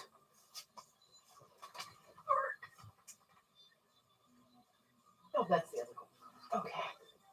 I might have to see if I can find some Beetlejuice vinyl. And then, yeah, that's the one I'm going to do for the Stitch one. It says, I tried to be good, but then I got bored. And I've actually got a really, oh, that's a good idea. Let me pull that. I'll pull that afterwards. I've got a really cute Stitch cosplaying different characters that I think I'll use. All right. Well, my lovely bunnies, I must go to the foods because the foods will not come to me. And that makes me sad. But I'm hungry. So, all right, we're going to shut this down because, as I said, I am doing a reset afternoon, which means I don't do anything else.